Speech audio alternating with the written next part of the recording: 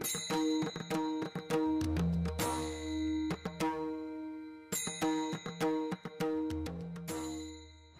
परिचय करून देताना मला मनस्वी आनंद होत आहे। आजच्या व्याख्यानकर्त्या प्राचार्य डॉक्टर अनुराधा रानडे एक नामवंत इतिहास संशोधिका असून त्या PhD साठी मुंबई विद्यापीठामध्ये मार्गदर्शिका आहेत। त्यांचे शालेय शिक्षण महात्मा गांधी विद्यामंदिर तर महाविद्यालयीन शिक्षण दादरच्या कीर्ती महाविद्यालय, भुया महाविद्यालय आणि मुंबई विद्यापीठात झाले असून MA, DHE, MPhil आणि PhD या पदव्या त्यांनी प्राप्त केल्या आहेत। 1985 मध्ये त्यांनी डोंबिवलीच्या पेंढारकर महाविद्यालयात इतिहास विभागात प्राध्यापिका म्हणून काम सुरू केले आणि त्यानंतर रीडर, विभाग प्रमुख आणि महाविद्यालयाच्या प्राचार्य म्हणून आपली जबाबदारी समर्थपणे पार पाडली। 34 वर्षाच्या सेवेनंतर स्वेच्छानिवृत्त झाल्यावरतीही त्यांचे इतिहास संशोधनाचे कार्य हे अव्याहतपणे सुरू आहे। आतापर्यंत त्यांचे सुमारे 75 रिसर्च पेपर्स राष्ट्रीय व आंतरराष्ट्रीय जर्नल्समध्ये प्रसिद्ध झाले आहेत। त्यांचा socio economic life of Maharashtra हा स्वतंत्र ग्रंथ प्रसिद्ध झालेला असून अनेक ज्ञानकोशांमधून त्यांचे विविध विषयांवर लिहिलेली प्रकरणे देखील प्रसिद्ध झालेली आहेत। 2022 मध्ये एका राष्ट्रीय परिषदेच्या अध्यक्षपदाचा बहुमान देखील त्यांनी प्राप्त केलेला आहे। तसेच मुंबई विद्यापीठाच्या बोर्ड ऑफ स्टडीज वरती म्हणजे अभ्यास मंडळावरती त्या सर्वाधिक मतांनी निवडून आलेल्या सदस्य आहेत। विद्यापीठाच्या आणि विविध संस्थांच्या कमिट्यांवर त्यांनी काम केलेले आहे। म्हैसूरच्या एपिग्राफिकल सोसायटी ऑफ इंडिया आणि place name society of India या संस्थांच्या एक्झिक्युटिव्ह मेंबर्स असून संपादकीय मंडळातही त्या कार्यरत आहेत। देश परदेशातील 100 पेक्षा अधिक परिषदांमध्ये त्यांचा सहभाग आहे। तसेच अमेरिका, तुर्कस्तान, Sri Lanka, Italy, Indonesia, Philippines, Singapore येथेही त्यांनी रिसर्च पेपर सादर केलेले आहेत। त्यापैकी अमेरिका, तुर्कस्तान आणि श्रीलंका येथील परिषदांमध्ये त्यांना सेशन चेअरपर्सन होण्याचा बहुमान प्राप्त झालेला आहे। केवळ इतकेच नाही तर अनेक पुरस्कार देखील मॅडमना प्राप्त झालेले आहेत। आतापर्यंत त्या विविध पारितोषिकांच्या आणि बहुमानाच्या तसेच रिसर्च फेलोशिपच्या मानकरी झाल्या असून UGC, ICHR, Asiatic Society of Mumbai यांच्याकडून त्यांना फेलोशिप प्राप्त झाली आहे। तसेच best teacher award, Gyansadhana Thane, vocational award आणि शैक्षणिक कामगिरीसाठी जीवन गौरव पुरस्कार हे रोटरी क्लब ऑफ डोंबिवली आणि कल्याण यांच्याकडून तर NCCचे लॉंग सर्व्हिस मेडल हे भारत सरकारच्या संरक्षण मंत्रालयाकडून मिळालेले आहे। एक दुसरी ओळख एक आंतरराष्ट्रीय खेळाडू म्हणून त्यांची पॉवर लिफ्टिंग या खेळातील ख्याती असून त्या डिस्ट्रिक्ट, स्टेट, नॅशनल चॅम्पियन असून त्यांनी राष्ट्रीय पातळीवर नॅशनल रेकॉर्ड्स प्रस्थापित केलेले आहेत। 1988 मध्ये नॅशनल चॅम्पियन म्हणून भारतीय संघामध्ये निवड होऊन जपानमध्ये झालेल्या आशियाई स्पर्धेत भारताचे प्रतिनिधित्व करून वैयक्तिक ब्रॉन्झ मेडल देखील प्राप्त केलेले आहे। रानडे मॅडमच्या मार्गदर्शनाखाली माझ्यासहित एका विद्यार्थ्याने MPhil, 7 विद्यार्थ्यांनी PhDची डिग्री प्राप्त केली असून अजूनही काही विद्यार्थ्यांचे त्यांच्या मार्गदर्शनाखाली काम सुरू आहे। तसेच त्या भारत सरकारच्या NAC या ऑटोनॉमस संस्थेच्या पॅनलवर कार्यरत असून देशभरातील महाविद्यालयांच्या परीक्षणासाठी NAC तर्फे पीअर टीम मेंबर म्हणून जबाबदारी पार पाडत असतात। इतिहास संशोधन कार्यात सातत्याने व्यग्र असणाऱ्या डॉक्टर अनुराधा रानडे आज इतिहास कट्ट्यावर गोष्ट तीची या पर्वात 1857च्या स्वातंत्र्य समरातील वीरांगणा या विषयावर संवाद साधणार आहेत। अशा बहुआयामी व्यक्तिमत्वाला आणि इतिहास संशोधक असणाऱ्या डॉक्टर रानडे मॅडमना मी विनंती करते की त्यांनी व्याख्यानाला सुरुवात करावी। नमस्कार। सर्वप्रथम बोरिवली सांस्कृतिक केंद्र आणि अखिल भारतीय इतिहास संशोधन मंडळ यांच्या संयुक्त विद्यमानाने आयोजित होत असणाऱ्या ह्या व्याख्यान मालिकेतील 8वं पुष्प गुंफण्यासाठी मला आमंत्रित केलेलं आहे आणि त्याचा विषय आहे तीची कथा। मी ती एकच न घेता अनेक त्या घेतलेल्या आहेत, कारण त्यांची कथा देखील तितकीच महत्त्वाची आहे. आणि म्हणून आजच्या व्याख्यानाचा विषय आहे 1857च्या स्वातंत्र्य समरातील वीरांगना. या नेमक्या कोण होत्या, काय होत्या? आपल्याला झाशीच्या राणीबद्दल खूप माहीत आहे, अनेक माहीत आहेत, परंतु सखोलपणे जाऊन पाहायला गेलं तर कितीतरी अज्ञात महिलांनी जी मोठी मोलाची भूमिका या 1857मध्ये बजावलेली आहे त्याविषयी आपण अधिक मार्गदर्शन आज करून घेणार आहोत. आणि त्याबद्दल आज त्या सर्व महिला वीरांगनांना आज माझ्यातर्फे आदरांजली, आपल्या सर्वांतर्फे देखील आदरांजली असेल हे मी आज व्यक्त करून मी माझ्या व्याख्यानाला सुरुवात करते. सुरुवात झाली ती भारतामध्ये युरोपियन सत्ता येण्याला. सन आहे 1498. पोर्तुगीज वास्को द गामा आपल्याला माहीतच आहे.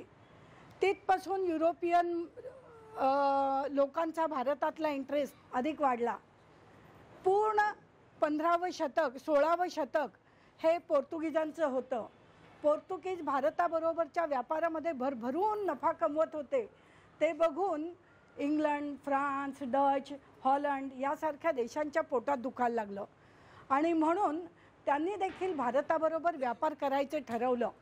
आणि त्यातून झाला एक युरोपियनांचा इंट्रा युरोपियन रायव्हलरीसारखा संघर्षमयी प्रकार. ह्या चारही सत्ता त्यांनी आपापल्या ईस्ट इंडिया कंपन्या स्थापन केल्या. पोर्तुगीजांनी आधीच केलेली होती आणि इंग्लंड, फ्रान्स आणि डच, हॉलंड यांनी देखील आपल्या ईस्ट इंडिया कंपन्या सुरू केल्या आणि त्यांनी भारतामध्ये येऊन इथे आपल्या व्यापारी वखारी उघडल्या. या व्यापारी वखारींद्वारे भारताबरोबर व्यापार करण्याचे सर्व उपाय त्यांनी केले. इथल्या लोकांकडनं, इथल्या राज्यकर्त्यांकडनं सवलती मिळवल्या, परमिशन्स मिळवली, लायसन्सेस मिळवली आणि व्यापार सुरू केला. पण हे करता करता भारतात आलेल्या या चारही युरोपियन सत्तांमध्ये आपसात संघर्ष सुरू झाला. त्यांच्यात लढाया काही वर्ष, शेकडो वर्ष चालू राहिल्या. मात्र 1757मध्ये प्लासीला लढाई झाली. बंगालमध्ये प्लासी नावाचं स्थळ आहे आणि तिथे जी लढाई झाली ती इंग्रज आणि फ्रेंच या लोकांमध्ये झाली. या फ्रेंच लोकांचा पराभव ब्रिटिश सैन्याधिकारी जनरल डुप्ले याने केला आणि तिथपासून फ्रेंचांना भारतातनं गाशा गुंडाळावा लागला.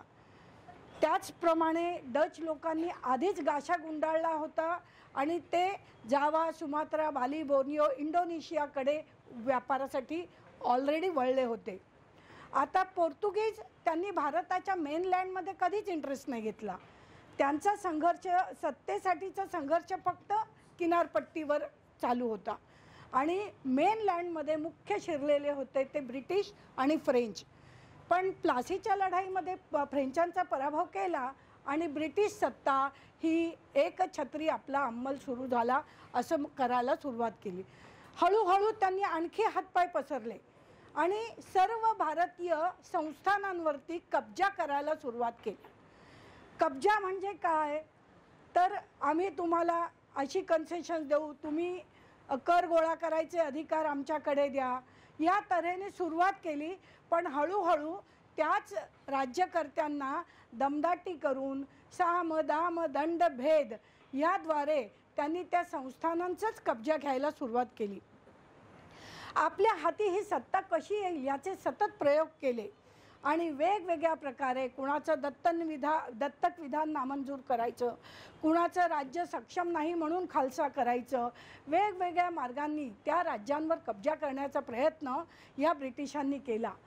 आणि प्रत्यक्षात 1757 ते 1857 या 100 वर्षाचा काळ हा याच संघर्षात गेला. या काळात भारतीयांवर त्यांनी अनन्वित अत्याचार केले, अन्याय केला. या अन्यायाविरुद्ध भारतीयांनी वेळोवेळी बंड पुकारलं, लढे दिले, उठाव केले आणि ह्याच्यातलेच सर्व उठाव एकूण मोजले तर सुमारे 300हून अधिक होते. छोटे होते, मोठे होते, मध्यम होते. पण या 300 लढ्यांमधला 300 लढ्यांमधले एकूण 40 लढे मोठ्या स्वरूपाचे होते, देशव्यापी होते, देशभर झालेले, ठिकठिकाणी झालेले हे लढे होते. ब्रिटिश करत असलेल्या अन्यायाविरुद्ध दिलेला हा लढा होता. मात्र तो लढा दुबळ्या लोकांचा होता. पारंपरिक शस्त्र वापरून केलेला तो लढा होता आणि आधुनिक शस्त्र बाळगत असलेल्या ब्रिटिशांविरोधात होता. म्हणून हे सर्व छोटे मोठे लढे हे नष्ट झाले. ह्या सगळ्यातला सगळ्यात मोठा लढा होता तो म्हणजे 1857चा. हाच 1857चा लढा देशव्यापी ठरला, सगळ्यात मोठा ठरला आणि स्वातंत्र्यवीर सावरकरांनी त्याला भारताचं पहिलं स्वातंत्र्य समर म्हणून संबोधलं आहे. मग ह्या संपूर्ण लढ्यामध्ये नेमक्या महिला कशा आल्या, कुठून आल्या, काय आल्या, तर आता आपण त्याच्याकडे बघूया की 1857 वर्ष आलं. या वेळेपर्यंत अनेक सरदार, दरकदार, संस्थानिक, राजे, रजवाडे, महाराजे सर्वांना ब्रिटिशांनी जेरीस आणलं होतं. अन्याय, अत्याचार आणि त्यांच्याकडून खंडणी वसूल करण्यात ब्रिटिश गुंतलेले होते. आणि ज्या वेळेला उत्तरेत बिठूर स्थित नानासाहेब पेशव्यांचा अधिकार ब्रिटिशांनी नाकारला त्यावेळेला ते खवळून उठले. आणि नुसते तेच नव्हे तर असे अनेक लोक खवळून उठले की ज्यांच्यावर ब्रिटिशांनी अन्याय केलेला होता. आता बघायचं झालं तर 23 जून 1857 या दिवशी प्लासीची लढाई झाली आणि ब्रिटिशांना 1757 प्लासीच्या लढाईला आता 1857मध्ये 100 वर्ष पुरी होत आहेत. शताब्दी होते आहे आणि ही शताब्दी आपण मोठ्या विजयाची साजरी करावी असा विचार ब्रिटिशांच्या मनात आला. ब्रिटिशांच्या मनात विचार आला आणि त्या दृष्टीने त्यांनी तयारी सुरू केली. मात्र त्याच वेळेमध्ये या उत्तर भारतामध्ये एक चपात्यांची चळवळ सुरू झाली. ब्रिटिशांना कळेना नेमकी ही चळवळ कशासाठी आहे, काय आहे. तर नानासाहेब पेशवे, अजीमुल्ला खान आणि त्यांचे इतर सहकारी तात्या टोपे यांच्यासारखे सर्व लोक एकत्र आले आणि ब्रिटिशांच्या विरोधात आपण लढा दिला पाहिजे, ब्रिटिशांची सत्ता उलथून टाकली पाहिजे हे त्यांनी ठरवलं. आणि त्यानुसार ही कामगिरी करावी आणि त्या दृष्टीने देशभराची तयारी करावी म्हणून त्यांनी आपले दूत उत्तरेकडे अजीमुल्ला खान आणि त्यांचे सहकारी पाठवले आणि दक्षिणेकडे रंगो बापूजी गुप्ते यांना पाठवलं की देशभरातील राज्यकर्त्यांची तयारी करावी, त्यांनी एकत्र यावं आणि ब्रिटिशांची सत्ता उलथून टाकावी. आणि हे करण्यासाठी हातामध्ये चपाती, एका हातात चपाती आणि एका हातात लाल रंगाचं म्हणजे गुलाबी रंगाचं कमळ हातात घेऊन, म्हणजे कमळाचा प्रभाव तेव्हापासून आहे आणि अगदी प्राचीन काळापासून आहे. हो, अगदी कालपर्यंत. आणि त्यामुळे उत्तरेकडे आणि दक्षिणेकडे काय हे चपात्या रक्तकमळ चाललंय, कोण लोक आहेत एकमेकांना चपात्या देत आहेत. त्याची गोष्ट अशी होती की हातात रक्तकमळ घेऊन जो चपातीचा तुकडा खाईल तो म्हणजे क्रांतिकारक होय, तो म्हणजे क्रांतीचा दूत होय, ही बातमी पसरली. त्या दृष्टीने सर्वत्र संदेश गेले, देशभरात संदेश गेले आणि उठावाची तारीख ठरली, तिथी ठरली, ती म्हणजे 31 मे 1857. आता उठावाची तारीख ठरलेली आहे पण नेमकं त्याच वेळामध्ये काय झालेलं आहे की सगळ्या क्रांतिकारकांनी आता 31 मेपर्यंत जरा संयम बाळगणं उचित झालं असतं. परंतु दुर्दैवाने मध्येच काडतूस प्रकरण निघालं. आपल्याला सर्वांना माहीत आहे की मंगल पांडे याने आपल्या ब्रिटिश सेनाधिकाऱ्याला गोळी घातली, त्याला मारलं आणि म्हणून हे बंड 31 मेच्या ऐवजी 10 मेला सुरू झालं. त्याच्या आधीच 23 एप्रिललाच हे सुरू झालं. याचं कारण असं की हे कळलं मंगल पांडे आणि त्याच्या सहकाऱ्यांना की आपल्याला जी काडतुसं देत आहेत ती काडतुसं उघडताना बंदुकीत, एनफिल्ड नावाच्या बंदुकीमध्ये घालताना त्याला दातांनी त्याचं वरचं आवरण तोडावं लागे आणि त्या काडतुसांना काय लावलेलं असे तर गाईची आणि डुकराची चरबी. हे ज्या क्षणाला कळलं त्या क्षणाला सैनिकांचा संताप झाला. त्या संतापाचा भडका उडाला आणि नेमकं त्याच्यातनं मंगल पांडेने त्याविरुद्ध बंड पुकारलं. त्याने आपल्या अधिकाऱ्यास गोळी मारली, त्याला ठार केलं आणि मंगल पांडेला पकडलं. पकडल्यानंतर त्याला तुरुंगात टाकलं, त्याच्यावर कोर्ट मार्शल झालं आणि त्याच्यातनं तातडीने त्याला फाशी देण्यात आलं. त्याला फाशी दिलेला दिवस आहे तो म्हणजे 10 मे 1857. बंडाचं लोण जवळजवळ 20 दिवस आधीच पुकारलं गेलं. हे कळताच मेरठमध्ये, बंगालमध्ये, बराकपूरमध्ये मंगल पांडेला फाशी दिलंय हे कळताच मेरठमध्ये आग पसरली. दिल्लीजवळ मेरठ आहे, तिथे एक मोठी ब्रिटिश छावणी होती, कॅम्प होता, कॅन्टोन्मेंट. या छावणीमध्ये सर्व शिपायांना कळलं की बंगालमध्ये मंगल पांडेला फाशी देण्यात आली. मग काय विचारता, खूप निराश होऊन हे सैनिक मेरठभर फिरत राहिले आणि हे बघताच तिथल्या मेरठमधल्या महिलांनी जे त्यांना डिवचलं आणि संतापात आणलं की हे सैनिकांनो, आपले बंधू तिथे तुरुंगात खितपत पडले आहेत, मंगल पांडेला फाशी दिलेला आहे, बाकीचे सैनिक तुरुंगात खितपत पडले आणि तुम्ही काय इथे माशा मारत बसल्या. हे बोलणं ह्या सगळ्या सैनिकांच्या काळजाला झोंबलं.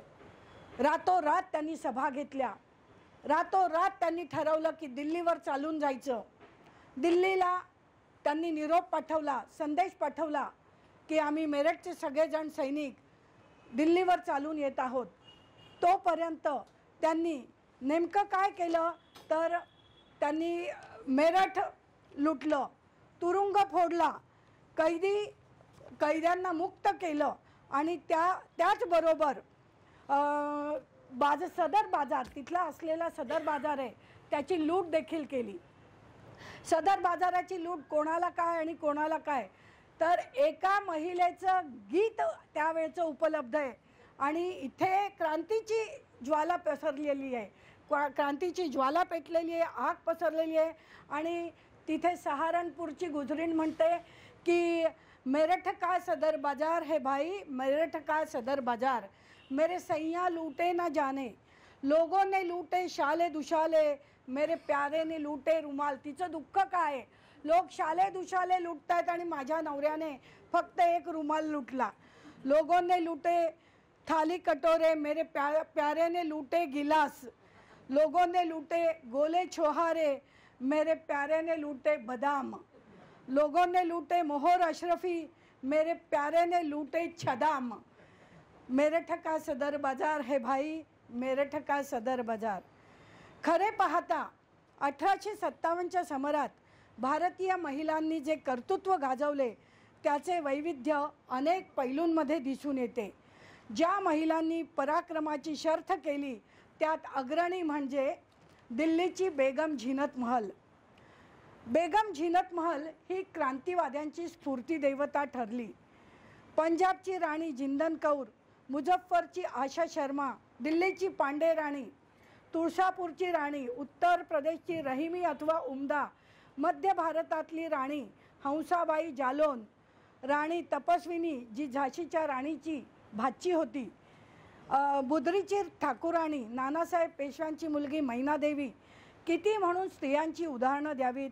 रामगडची आणि अहिरीगडच्या गोंड राण्यांची वीरगाथा, झलकारी देवीची शौर्यकथा, जगदीशपूरच्या महिलांनी केलेलं आत्मसमर्पण, कोल्हापूरच्या ताईबाई, तर नरगुंदच्या सासू सुनेचे आत्मबलिदान, या सगळ्याच वीरांगना ठरल्या.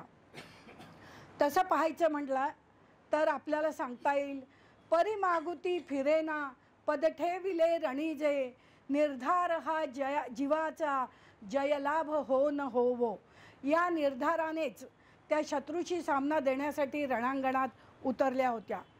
एकीकडे मेरठची अशी सदर बाजारची लूट झाली, मेरठमध्ये क्रांती झाली, सैनिक पेटले, गाव लुटलं, किल्ला फोडला, तुरुंगातले सगळे कैदी सोडून दिले आणि ते सैनिक रातोरात चालून दिल्लीवर आले. 11 मे 1857 मेरठला उठाव करून हे सैन्य चलो दिल्ली मारो फिरंगी को अशा घोषणा देत रातोरात दिल्लीला आले. बहादूर शाह जफर दिल्लीच्या तख्तावरचा राजा याचा जय जयकार केला, त्याला नेतृत्व स्वीकारण्याची गळ घातली. मात्र 82 वर्षाचा असलेला हा राजा जरा कच खाऊ लागला. त्यावेळेला त्याला प्रेरित केलं ते त्याच्या राणीने, एका महिलेनेच ते त्याला प्रेरित केलं. त्याची आवडती बेगम होती, बेगम झीनत महल. हिने सांगितले, जहाँ पन्हा सारा देश, सारा हिंदुस्थान आपल्याकडे आशेने डोळे लावून पाहत आहे आणि अशा वेळी आपण क्रांतिकारकांना साथ देणेच योग्य ठरेल. आणि ह्या प्रेरणेनंतर बहादूर शाह जफर दिल्लीच्या तख्तावर समारंभपूर्वक विराजमान झाला आणि त्याने बंडखोरांचं नेतृत्व स्वीकारलं. आता दिल्लीत देखील बंडखोरांनी धुमाकूळ माजवला, इंग्रजांना शह दिला, युद्धाची धुमश्चक्री सुरू झाली. दिल्लीत बंडखोरांचं निशाण झळकू लागलं. पण पुढे ब्रिटिशांनी आपल्या शिस्तबद्ध योजनेच्या आणि आधुनिक शस्त्रांच्या बळावर परिस्थितीवर ताबा मिळवला. तरी दिल्लीवासियांनी त्यांना कठोर लढा दिला. पुढील काळात दिल्लीला जरी माघार स्वीकारावी लागली असली तरी संपूर्ण 1857चा उत्तरार्ध त्यांनी रक्ताने रंगलेला बघितला. आणि असं म्हणता येईल की इतिहासाची सुवर्ण पाने इथेच फडफडती, पुन्हा पुन्हा एकदा रक्ताने रंगते ही माती. सारा प्रदेश ब्रिटिशांच्या कब्जात आला. त्यांनी त्यावर ताबा मिळवला. डिसेंबर 1857 पर्यंत दिल्ली भोवतालचा संपूर्ण प्रदेश त्यांनी आपल्या ताब्यात आणला. कंपनी सरकारने त्यावर नियंत्रण मिळवलं. बंडखोरांची माघार होत असताना दिल्लीच्या तख्तावरील बादशाह बहादूर शाह जफर याचा एक शायर मित्र त्याला शायरीतून सांगतो आहे की दुम दुमाए दम नहीं खैर मांगो जान की, ए जफर ठंडी हुई शमशेर हिंदुस्तान की. आणि ह्याच्यावर बहादूर शाह जफरने, तो देखील शायर कवी मनाचा, त्याने त्याला जे उत्तर दिलं ते देखील शायरीद्वारे, आणि त्याचा तो शेर अतिशय सुप्रसिद्ध आहे आणि अजूनही तो सगळेजण आठवत असतात. त्याने उत्तर दिलं, गाजियों में बू रहेगी जब तलक ईमान की, तब तो लंडन तक चलेगी तेग हिंदुस्तान की. असे त्याने बाणेदार उत्तर दिले. पण तरी पुढे ब्रिटिशांचाच विजय झाला, हा इतिहास आहे.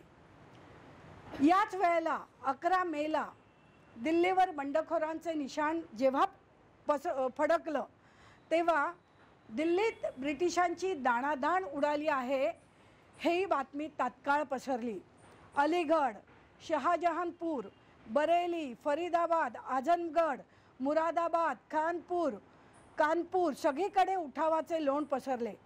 कानपुरात नानासाहेबांच्या सैनिकांनी 11 जूनला इंग्रज सेनापती व्हीलरवर हल्ला चढवला. हे युद्ध कानपूरचं 21 दिवस चाललं. 21 दिवस चाललेल्या या संग्रामात महिलांच्या सामूहिक कर्तृत्वाचा एक विराट आविष्कार घडून आला. कानपुरातील महिलांचे अतुलनीय संघटन घडवून आणण्याची कामगिरी बजावली ती स्वातंत्र्याची दिवाणी, विक्रमशाली कलावंतीण अझीझन हिने. अझीझन ही खरं तर पेशाने नर्तकी होती, गायिका होती आणि कानपुरातली ती एक प्रतिष्ठित स्त्री होती. तिच्या पेशामुळे तिचा वावर साऱ्या लोकांमध्ये होता. जसा ब्रिटिशांमध्ये होता तसाच भारतीय राजे रजवाडे आणि बडे सरदार इंग्रज अधिकारी यांच्यामध्येही होता. ते सारे तिच्यावर फिदा होते, तिच्या गायकीवर, नृत्यकलेवर. आणि ही नृत्यांगना जरी असली तरी तिच्यामध्ये लष्करी कौशल्य तितकंच ठासून भरलेलं होतं. ती एक उत्कृष्ट घोडेस्वार होती, ती एक उत्कृष्ट तलवारबाज देखील होती. नानासाहेब पेशवे आणि इतर बंडखोर यांना ती सामील झाली आणि तिने त्यांच्यासाठी गुप्तहेरी करायचं काम सुरू केलं. केवळ गुप्तहेरी केली का? नाही, तर प्रत्यक्ष त्यांना मदत देखील केली. आणि ह्यासाठी तिने आपल्या मैत्रिणींची एक पलटण उभारली, महिला सैन्याची प्लॅटून उभारली, गुप्तपणे हे काम केलं. युद्धात आपण कोणते काम गुप्तपणे करायचं हे तिने सर्वांना सांगितलं. त्यानुसार त्यांनी हेरगिरी करायची, बातम्या आणायच्या, त्या बातम्या अजीमुल्ला खान मार्फत नानासाहेब पेशव्यांकडे पोचवायच्या.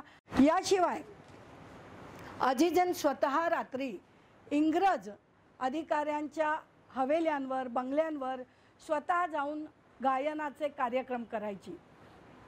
नृत्य गायनाचे कार्यक्रम केल्यानंतर जेव्हा ब्रिटिश अधिकारी मद्यधुंद होत असत, त्यावेळेला त्यांच्याकडनं त्यांच्या प्लॅनिंगबाबत बातम्या काढीत असे आणि ह्या बातम्या नानासाहेबांपर्यंत पोचतील याची काळजी घेत असे. त्यानंतर या सगळ्या महिला, कानपुरातल्या सगळ्या महिला 21 दिवस चाललेल्या या लढ्यात एका क्षणात त्यांनी आपले परंपरागत गोशे फाडले, बुरखे फाडले. खुल्या मैदानावर पुरुषांच्या खांद्याशी खांदा भिडवून काम करण्यासाठी त्या कंबर कसून वळल्या, कंबर कसून उभ्या राहिल्या. सैनिक हे स्वतः आघाडीवर होते, पण मागची दुसरी फळी जी होती ती संपूर्ण फळी महिलांची होती. तसं पाहायला गेलं तर ही सगळीच कामं कष्टाची, धोक्याची, जोखमीची देखील होती, पण त्यांनी ती निर्भयतेने पार पाडली. त्यांचा उत्साह पाहून सैनिकांना स्फूर्ती मिळे, उत्साहित होत आणि अधिक जोमाने जीवावर उदार होऊन ते लढत. या सर्व संग्रामाची मुख्य स्फूर्ती होती ती अझीजन. अझीजनला बघणारा प्रत्यक्षदर्शी जो एक लेखक आहे तत्कालीन, तो म्हणजे नानकचंद. नानकचंदने आपली डायरी लिहिली आहे आणि त्या डायरीत ती म्हणतो, हत्यारबंद अझीजन विजेप्रमाणे सर्वत्र तळपून उठे. ती कधी आजाऱ्यांची शुश्रूषा करताना, कधी औषध पाणी करताना, त्याचप्रमाणे कधी क्षणात तोफेच्या ऐन तोंडावर ती गोलंदाजी करत असायची. शस्त्र पुरवठा करण्यात देखील तिचा हात होता आणि ती स्वतः घोड्यावर स्वार होऊन शस्त्र पुरवठा करण्यासाठी युद्धभूमीकडे येत असे. जेथे कमी, जेथे ज्याची उणीव, तेथे ती धावून जात असे. कानपूरचा किल्ला सर केला, त्यात तिने यश मिळवलं. सर होईपर्यंत ती लढली. पुढे त्यातील इंग्रज स्त्री पुरुष शरण आले. कानपूरच्या किल्ल्यातले इंग्रज शरण आले, त्यांना तुरुंगात ठेवलं आणि त्या तुरुंगाची अधिकारी म्हणून प्रत्यक्ष अझीजन काम करू लागली. ज्याप्रमाणे अझीजनने आपल्या पराक्रमाची शर्थ केली, कर्तृत्वाची चुणूक दिली, शौर्याची झलक दाखवली, त्याचप्रमाणे लखनौ अवधमध्ये बेगम हसरत महल हिने देखील आपलं अतुलनीय अद्भुत संघटन दाखवलेलं आहे. कोण होती ही बेगम हसरत महल? अवधचा पदच्युत नवाब वाजिद अली शाह याची ती बेगम. अत्यंत कर्तृत्ववान. तिच्या कर्तृत्वामुळेच अवधचा एवढा मोठा इलाखा स्वतंत्र झाला होता. श्रेष्ठ प्रतीची मुत्सद्दी, निपुण प्रशासक, युद्धकलेत पारंगत, शिवाय उत्कृष्ट घोडेस्वारही ती होती. आणि त्याच वेळेला 1857मध्ये महत्त्वाची भूमिका तिने पार पाडली आणि 2 वर्षे सतत तिच्याबरोबर इंग्रजांना युद्ध चालू ठेवावं लागलं. या युद्धात एकाहून एक धुरंधर इंग्रज सेनाधिकारी मारले गेले. अवधमध्ये 7 फेब्रुवारी 1857ला जेव्हा नवाब वाजिद अली शाहाला पदच्युत केलं, तेव्हा या राज्याचे सगळे मुत्सद्दी, कारभारी ते देखील वनवासी झाले. पण आता राज्याचा भार घेतला तो ह्या बेगम हसरत महलने. पेशव्यांच्या क्रांतिकार्याला बेगम हसरत महल यांचे सहकार्य प्राप्त झाले. ठरलेल्या योजनांनुसार अवध राज्यात स्वातंत्र्य संग्रामाची परिपूर्ण, ज्याप्रमाणे 31 मेला ठरलं होतं त्याप्रमाणे तिने वाट पाहिली. तिने परिपूर्ण तयारी करून ठेवली होती. आपल्या विश्वासातील मुल्ला, मौलवी, पंडित इत्यादींना बोलवलं आणि त्यांच्यामार्फत समस्त राज्यभर आगामी संग्रामाचा प्रचार केला, संदेश पाठवले.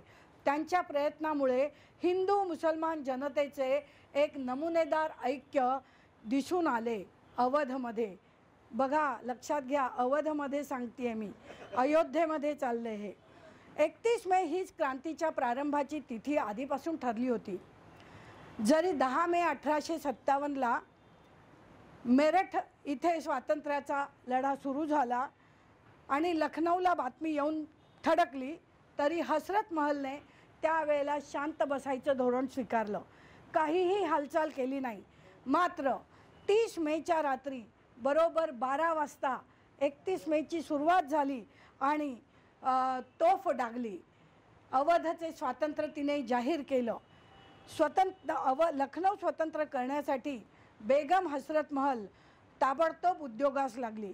जूनला तिने 3 जूनला सीतापूरचं स्वातंत्र्य घोषित केलं. फारुखाबादवर ताबा मिळवला. 10 जूनपर्यंत राज्यातील मालन, बहराईच, गोंडा, सिकरीरा, मेलापूर इत्यादी सर्व ठिकाणची इंग्रजी सत्ता नष्ट केली आणि तिथे स्वातंत्र्याचा ध्वज फडकवला. केवळ 10 दिवसात तिने इंग्रजांचा अंमल नष्ट केलेला आहे. या लखनौच्या संग्रामाचे तत्कालीन ब्रिटिश इतिहास लेखक मॅलेसन त्याने वर्णन केले. तो म्हणतो, प्रत्येक खोलीत, प्रत्येक पायरीवर, प्रत्येक मिनाराजवळ लढाई झाली. प्रत्येक कोपरा लढवला गेला. ना कोणी दया याचना केली, ना कोणी दया दाखवली. पुढे लखनौ पडले. महालातील स्त्रियांची कत्तल केली, काहींना कैद केले. हसरत महल ही गुप्त झाली, भूमिगत झाली. तिचा ठाव ठिकाणा लावण्यासाठी त्यांनी कसून तपासणी केली. सैनिकांनी सगळ्या कैद महिलांना एक प्रश्न विचारला आणि हिणवून म्हटलं, आता तरी युद्ध संपले की नाही? त्या स्वातंत्र्याभिमानी स्त्रियांनी उत्तर दिले, मुळीच नाही, युद्ध संपले नाही. ज्या दिवशी तुमचा अंतिम पराभव होईल त्या दिवसापर्यंत हे युद्ध चालूच राहणार आहे. इतकेच नव्हे तर तुमचा अंतिम पराभव होणारच असा आमचा पूर्ण विश्वास आहे. अवधची लढाई एवढी प्रखर होती की 1.5 लाख इंग्रज सैन्य या मोहिमेत गुंतले होते. इंग्रज सरसेनापती कॅम्पबेल याची फार परेशानी झाली आणि या परेशानीमध्ये सगळ्यात महत्त्वाची भूमिका हजरत महल आणि तिच्या सगळ्या साथीदार स्त्रियांनी बजावलेली आपल्याला दिसून येते. त्यांच्या धैर्याचे, शौर्याचे, पराक्रमाचे पोवाडे गावे तेवढे थोडेच आहेत. झाशीची राणी ही आपल्या मनामनात ठसलेली आहे. आपल्या मराठी मनाचा तो एक मानबिंदू आहे. अर्थात वेळेअभावी राणीची सविस्तर माहिती मी तिचा आढावा घेऊ शकत नाही, पण तिच्या शौर्याचे, पराक्रमाचे, धैर्याचे वर्णन कविवर्य भा. रा. तांबे यांनी जे केलेले आहे ती कविता तिचा आपण आज जागर करूया. रे हिंद बांधवा थांब या स्थळी, अश्रू 2 ढाळी, ती पराक्रमाची ज्योत मावळे, इथे झाशी वाली. तांबे कुलवीर श्रीती, नेवाळकरांची कीर्ती, हिंद भूध्वजा जणू जळती, मर्दानी राणी लक्ष्मीबाई, मूर्त महाकाली. तिच्या एकूणच लष्करी शौर्याचं वर्णन करताना ते म्हणतात, घोड्यावर खंद्या स्वार, हातात नंगी तलवार, खणखणा करीत ती वार, गोऱ्यांची कोंडी फोडीत पाडीत ती वीर इथे आली. रे हिंद बांधवा थांब या स्थळी, अश्रू 2 ढाळी, ती पराक्रमाची ज्योत मावळे, इथे झाशी वाली. आणि एवढंच नव्हे तर तिच्या रणांगणातल्या मर्दुमकीचं वर्णन करताना ते म्हणतात, कडकडा कडाडे बिजली, शत्रूची लष्करे थिजली, मग कीर्ती रूप ती उरली, ती हिंद भूमीच्या पराक्रमाची इतिश्रीच झाली. अशा या राणीच्या संपूर्ण कामगिरीचं, शौर्याचं, पराक्रमाचं, धैर्याचं वर्णन करताना ते पुढे म्हणतात, मिळतील इथे शाहीर, लववितील मानावीर, तरुझरे ढाळतील नीर, या दगडान फुटतील जिव्हा कथा, या कथा सकळ काळी. रे हिंद बांधवा थांब या स्थळी, अश्रू 2 ढाळी, ती पराक्रमाची ज्योत मावळे, इथे झाशी वाली. आणि त्याचप्रमाणे प्रज्ञा भारती वेर्णेकरांनी एक संस्कृत 10 अंकी नाटक लिहिलेलं आहे. त्याचं नाव आहे श्री विवेकानंद विजयम.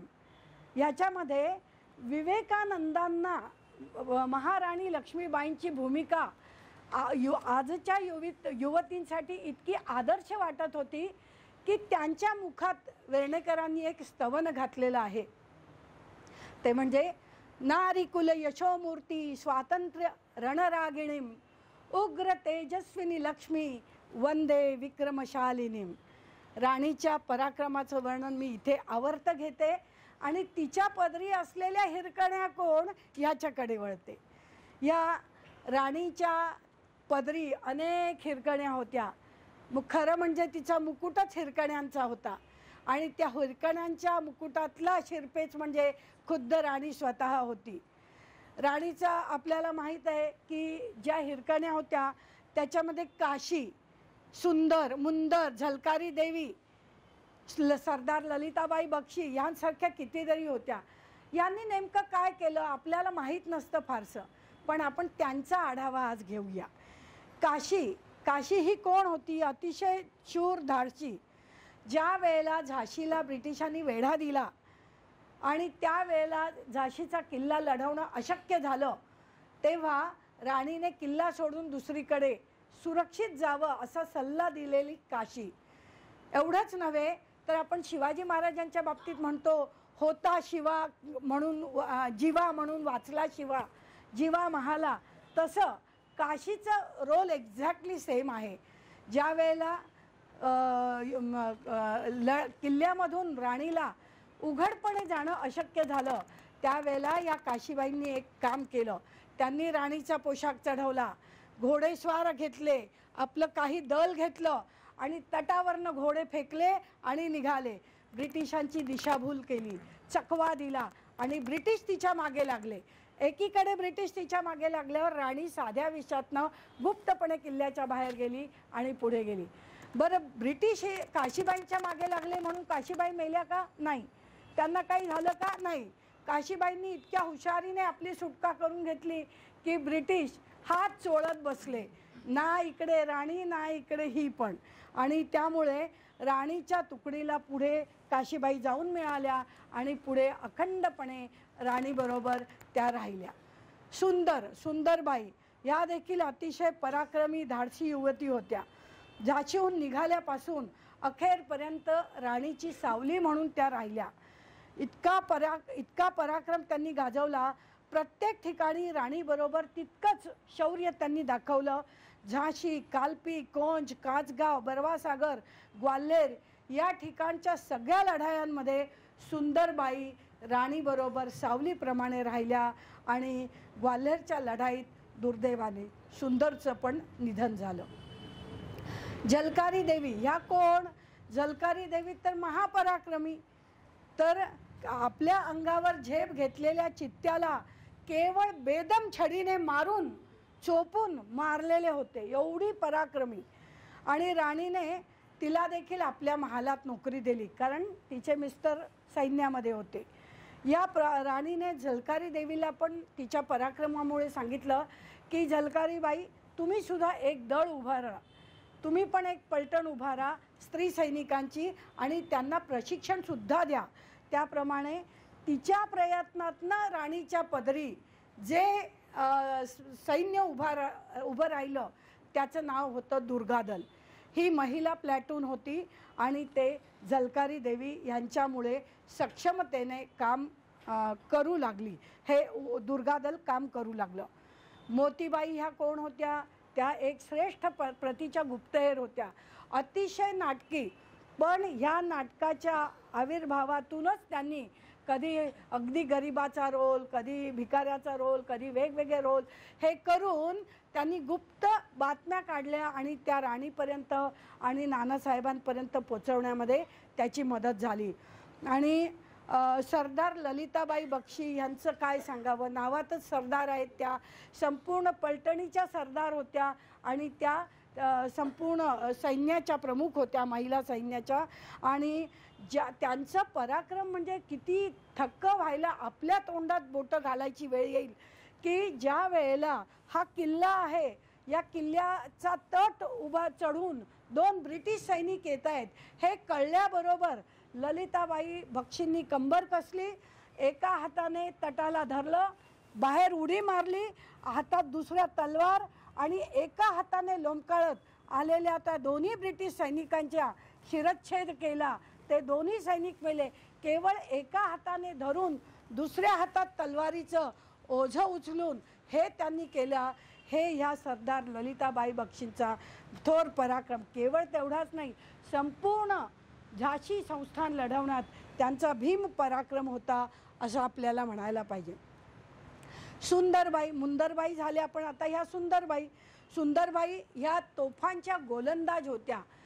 तोफा अतिशय चांगल्या तऱ्हेने चालवायच्या आणि ज्या वेळेला तोफा बिघडल्या त्यावेळेला दुरुस्तीचं काम देखील केलं. तोफांचे गोळे संपले तर त्यात गोळा बारूद ठासून भरायचं काम हे देखील त्यांनी केलेलं आहे. आणि अशा तऱ्हेने राणीच काय, राणीच्या सगळ्या हिरकण्यांचा पराक्रम हा देखील तितकाच बावनकशी असलेला आपल्याला दिसून येतो. याच्यानंतर वळूया राणी तपस्विनीकडे.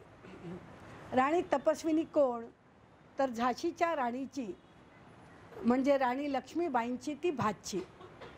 झाशीचे सरदार नारायणराव यांची ती कन्या.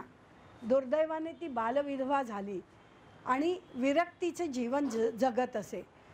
परंतु एकीकडे विरक्तीचं संन्यस्त जीवन जगत असताना देखील लष्करी शिक्षण चालू होतं, घोडेस्वारी चालू होती, तलवारबाजी चालू होती, भालाफेक करायची प्रॅक्टिस चालू होती आणि एकीकडे देवदेवतांची पूजा अर्चा, जप तप आणि त्याच वेळेला लष्करी शिक्षण. आपल्या वडिलांचा किल्ला दुरुस्त करून भक्कम बनवला कोणी, राणी तपस्विनीने. नवीन सैन्य भरती केली.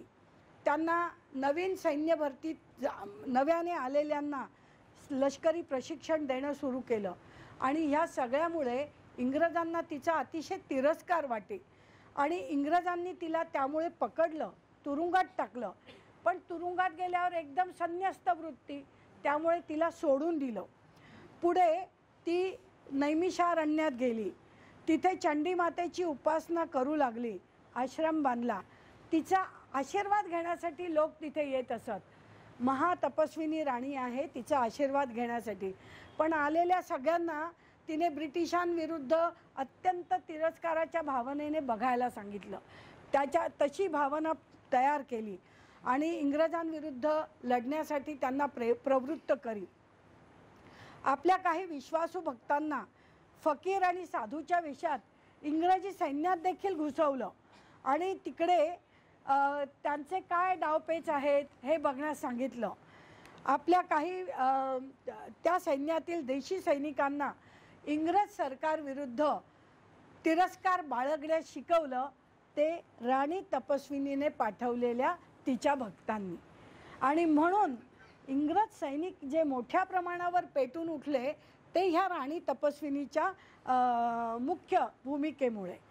त्याच्यानंतर इंग्रज भारतीयांवर जो अन्याय करत आहेत तो हे साधू फकीर ह्या सैनिकांना सांगत असत आणि इतका अन्याय असेल तर तुम्ही का सोचता, त्यांच्या विरुद्ध लढा. हे त्याप्रमाणे साधू आणि फकीर हे गावोगाव आणि छावणीतून फिरू लागले. हे कार्य एवढ्या गुप्तपणे चालू होतं की एकाही इंग्रज अधिकाऱ्याला राणी तपस्विनीचा कधीही पुढे संशय आला नाही. नंतरच्या काळात आपल्याला माहिती आहे नियोजित वेळेआधीच उठाव झाला होता. राणी तपस्विनीच्या प्रभावाने गावोगावचे लोक उठावात सामील झाले. त्याच्यानंतर तिने पेशव्यांबरोबर नंतर ती नेपाळला गेली. पण नेपाळच्या राजाचं ब्रिटिश धार्जिणं धोरण अजिबात पसंत पडेना म्हणून दरभंगा मार्गे ती कलकत्त्याला आली. कलकत्त्यात तिने नवीन आश्रम उघडला, त्याचं नाव महाभक्ती पाठशाळा आणि पुढे ती 1907 पर्यंत तिथेच राहिली, ब्रिटिश विरोधात प्रचार करत गुप्तपणे. 1907 मध्ये लोकमान्य टिळकांची तिने भेट घेतली होती, टिळकांनी तिची भेट घेतली होती आणि त्याचप्रमाणे नाटककार खाडीलकर आहेत हे देखील त्यांच्याबरोबर होते, टिळकांबरोबर. त्यांना नेपाळात शस्त्रास्त्रांचा गुप्तपणे कारखाना उभारायचा होता आणि तो राणी तपस्विनीच्या ओळखींमुळे शक्य झाला. गुप्तपणे शस्त्र निर्मिती देखील तिथे सुरू झाली. पण पुढे खाडिलकर हे फितुरीने पकडले गेले. त्या फितुरीमुळे राणी तपस्विनी अतिशय खिन्न झाली. तरीही तिने पुढील काळात वंगभंग आंदोलनात देखील सहभाग घेतला आणि अखेर 1907 रोजी कलकत्त्यामध्येच 1907 मध्येच तिचा कलकत्त्यामध्ये मृत्यू झाला. 1857 ते 1907 स्वातंत्र्य लढ्याचा फार मोठा टप्पा राणी तपस्विनीने पाहिलेला आहे आणि तिने योगदान देखील संपूर्ण काळात दिलेलं आहे. हे किती तिचं अतुलनीय धैर्य असेल. कुठच्याही क्षणी ती पकडली जाऊ शकते, कुठच्याही क्षणी तिला जीवाला धोका होता हे जाणूनही जाणीवपूर्वक धैर्याने, शौर्याने, देशप्रेमाने तिने जे अतुलनीय कार्य केलेलं आहे त्याचे आपण काय वाहवा करावी तेवढीच थोडी. अशीच एक आणखीन मोठी भीम पराक्रमी स्त्री जिचं नावच भीमाबाई होतं ती म्हणजे भीमाबाई होळकर. मल्हारराव होळकरांची ती बहीण. विवाहानंतर वैधव्य प्राप्त झाल्यानंतर ती परत माहेरी आली. शस्त्र चालवणे, घोडेस्वारी करणे, युद्धकलेत निपुण होणे हे कार्य तिने सुरू केलं. मल्हारराव होळकरांना जेव्हा कळलं की ब्रिटिश सरकार आपलं राज्य देखील हडप करू पाहत आहे त्यावेळी त्यांनी बहिणीचा सल्ला घेतला. त्यावेळेला भीमाबाईंनी स्पष्ट सांगितलं, हे ब्रिटिश आपल्या राज्यात कुठलीही लुडबुड करू शकत नाही, त्यांना तो अधिकारच नाही आणि त्यामुळे आपण त्यांना विरोधच केला पाहिजे आणि त्यांच्याशी युद्ध करून त्यांचा सामना करणे, तेव्हाच या कारवाया ब्रिटिशांच्या बंद होतील. याचा परिणाम एकच, अखेर युद्ध पुढे ठाकले. इंग्रज सेनाधिकारी हिस्लॉप आणि हंट हे दोघेही इंदूरवर चालून आले. भीमाबाई स्वतः घोडेस्वारांच्या तुकडीचे नेतृत्व करत होत्या. तुंबळ युद्ध सुरू झाले. संधी साधून भीमाबाईने हंटच्या खांद्यावर वार केला, पण त्याला ठार न मारता भीमाबाई म्हणाली, हे फिरंगी जा आणि आपल्या जखमेवर उपचार करून घे. परंतु दुर्दैवाने अगदी काही वेळातच युद्धभूमीवर खुद्द मल्हाररावांचा हत्ती घायाळ झाला आणि बाजी पलटली. सैन्य घाबरले. तेव्हा हिस्लॉपने मल्हाररावांकडे तहाच्या अटी पाठवल्या आणि आपण युद्ध थांबवूया, युद्ध संधी करूया असा निरोप पाठवला. इंदूर संस्थानचा पूर्ण कब्जा घेणाऱ्या त्या अटी पाहून भीमाबाई अतिशय संतापल्या व म्हणाल्या, या अटी मी मुळीच मंजूर करणार नाही. मी माझ्या मातृभूमीच्या रक्षणासाठी आणि स्वातंत्र्यासाठी इंग्रजांशी मरेपर्यंत लढेल. त्यानंतर हंट आणि भीमाबाई यांच्यात द्वंद्व सुरू झालं, तलवार युद्ध सुरू झालं. या तुंबळ युद्धात भीमाबाईंची तलवार पडली. तेव्हा हंट तिला म्हणाला, राणीसाहेब तुम्ही खूप शूर आहात, तुमच्या शौर्याने माझ्या मनात तुमच्याबद्दल मोठी आदराची भावना निर्माण झाली आहे. तुम्ही निशस्त्र आहात. निशस्त्र शत्रूवर वार करणे मला मान्य नाही. मी तुम्हाला तुमची तलवार उचलून देऊ का असे त्यांनी विचारले. पण भीमाबाई म्हणाल्या, आभारी आहे, पण शत्रूने दिलेल्या तलवारीने युद्ध करणे हा मी माझा अपमान समजते. राणीने त्याला बाणेदारपणे उत्तर दिले. हंट म्हणाला, मी फक्त ऐकत होतो की हिंदुस्थानी स्त्रिया रणांगणात मैदानात स्वतः उतरून शत्रूशी युद्ध करतात. आज मी ते प्रत्यक्ष पाहतो आहे. तुमच्या शौर्याने मी अतिशय प्रभावित झालो आहे. मला सांगा राणीसाहेब, मी आपली काय सेवा करू. त्यावेळी भीमाबाई म्हणाली, मला तुम्ही वचन द्या, इंग्रजी फौजेची छावणी इंदूरला असणार नाही. हंटने तिला मी प्रयत्न करीन असे सांगितले आणि केवळ भीमाबाईंच्या प्रयत्नामुळेच इंदूरला लष्कराची छावणी झाली नाही, ती त्याच्या पुढे महूला झाली. इंदूरला ब्रिटिशांची छावणी न होता महू इथे झाली. आणि कवीने एका म्हटलेलंच आहे भीमाबाईंबद्दल, वीर शेरनी लढणे वाली रणसे हुई सगाई थी, खूब लढी मर्दानी वहतो भीमाबाई थी. भीमाबाईंचा पराक्रम भीम पराक्रम. ह्याच्याच बरोबर देवी चौधराणी ही तर आणखीन वेगळ्याच व्यक्तिमत्वाची, प्रत्यक्षात समाजातल्या उपेक्षित वर्गातली संन्याशांच्या बंडाचं, बंगालमधल्या संन्याशांच्या बंडाचं नेतृत्व करणारी देवी चौधराणी ही खरी म्हणजे बंगालचे शूर सैनिक आणि दरोडेखोर यांची नेता होती. दरोडेखोरांकडून लूट करून तो पैसा मिळवून गरिबांच्या कल्याणासाठी वापरणे, जे आपण फक्त सिनेमात नाटकात वाचतो ऐकतो, हे कार्य ती प्रत्यक्ष करत असे. तिने मातृभूमीला पारतंत्र्याच्या जोखडीतनं मुक्त करण्यासाठी 1857मध्ये ब्रिटिशांशी जोरदार लढा दिला. ब्रिटिश धार्जिण्या श्रीमंत जमीनदारांना लुटणे, त्यांची संपत्ती काढून घेणे या मार्गाचा अवलंब केला. शूर धैर्यवान सैनिक, समविचारी सरदार आणि ब्रिटिश विरोधातील दरोडेखोर या सगळ्यांना एकत्र आणलं, त्यांचं संघटन केलं आणि त्यांच्याद्वारे तिने स्वतःचं सैन्य उभारलं. या मिळवलेल्या लुटीतून ह्या सैन्याचा खर्च केला. देवी चौधराणी ही नक्की कोणत्या जातीची हे आजही माहीत नाही, कोणत्या जमातीची, कोणत्या प्रांतातील होती हेही माहीत नाही. लोक तिला गौरीबाई अथवा देवी चौधराणी असे म्हणत. ब्रिटिशांना तिने एवढे जेरीस आणले होते की तिचे पारिपत्य करण्यासाठी ब्रिटिशांनी मोठे सैन्य पाठवले, पण तिनेच त्या मोठ्या सैन्याचं पारिपत्य केलं. इंग्रज हे तिला कधीही हरवू शकले नाही. पुढे बंकिमचंद्र चटर्जींनी तिचे सुंदर चरित्र लिहिले आहे. अगदी अलीकडेच म्हणजे 3 आठवड्यांपूर्वी मी बंगालमध्ये, वेस्ट बेंगॉलमध्ये एका कॉलेजच्या इन्स्पेक्शनसाठी गेले होते आणि ज्या कॉलेजात जात होते त्याचा रस्ता तिच्या मठावरनं होता.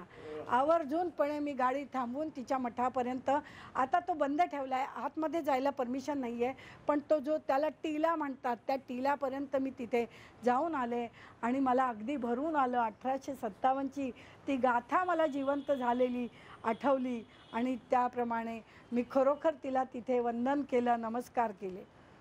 ज्याप्रमाणे देवी चौधराणींनी वेगळ्या तऱ्हेचा लढा दिला, तसंच जगदीशपूरच्या महिलांनी वेगळ्या तऱ्हेचं आत्मसमर्पण केलं. आपण म्हणतो गाण्यामध्ये, टूट पडी थी यहाँ हजारो पद्मिनिया अंगारों पे, हे वचन इथे प्रत्यक्ष बिहारच्या जगदीशपूरच्या महिलांनी केलं.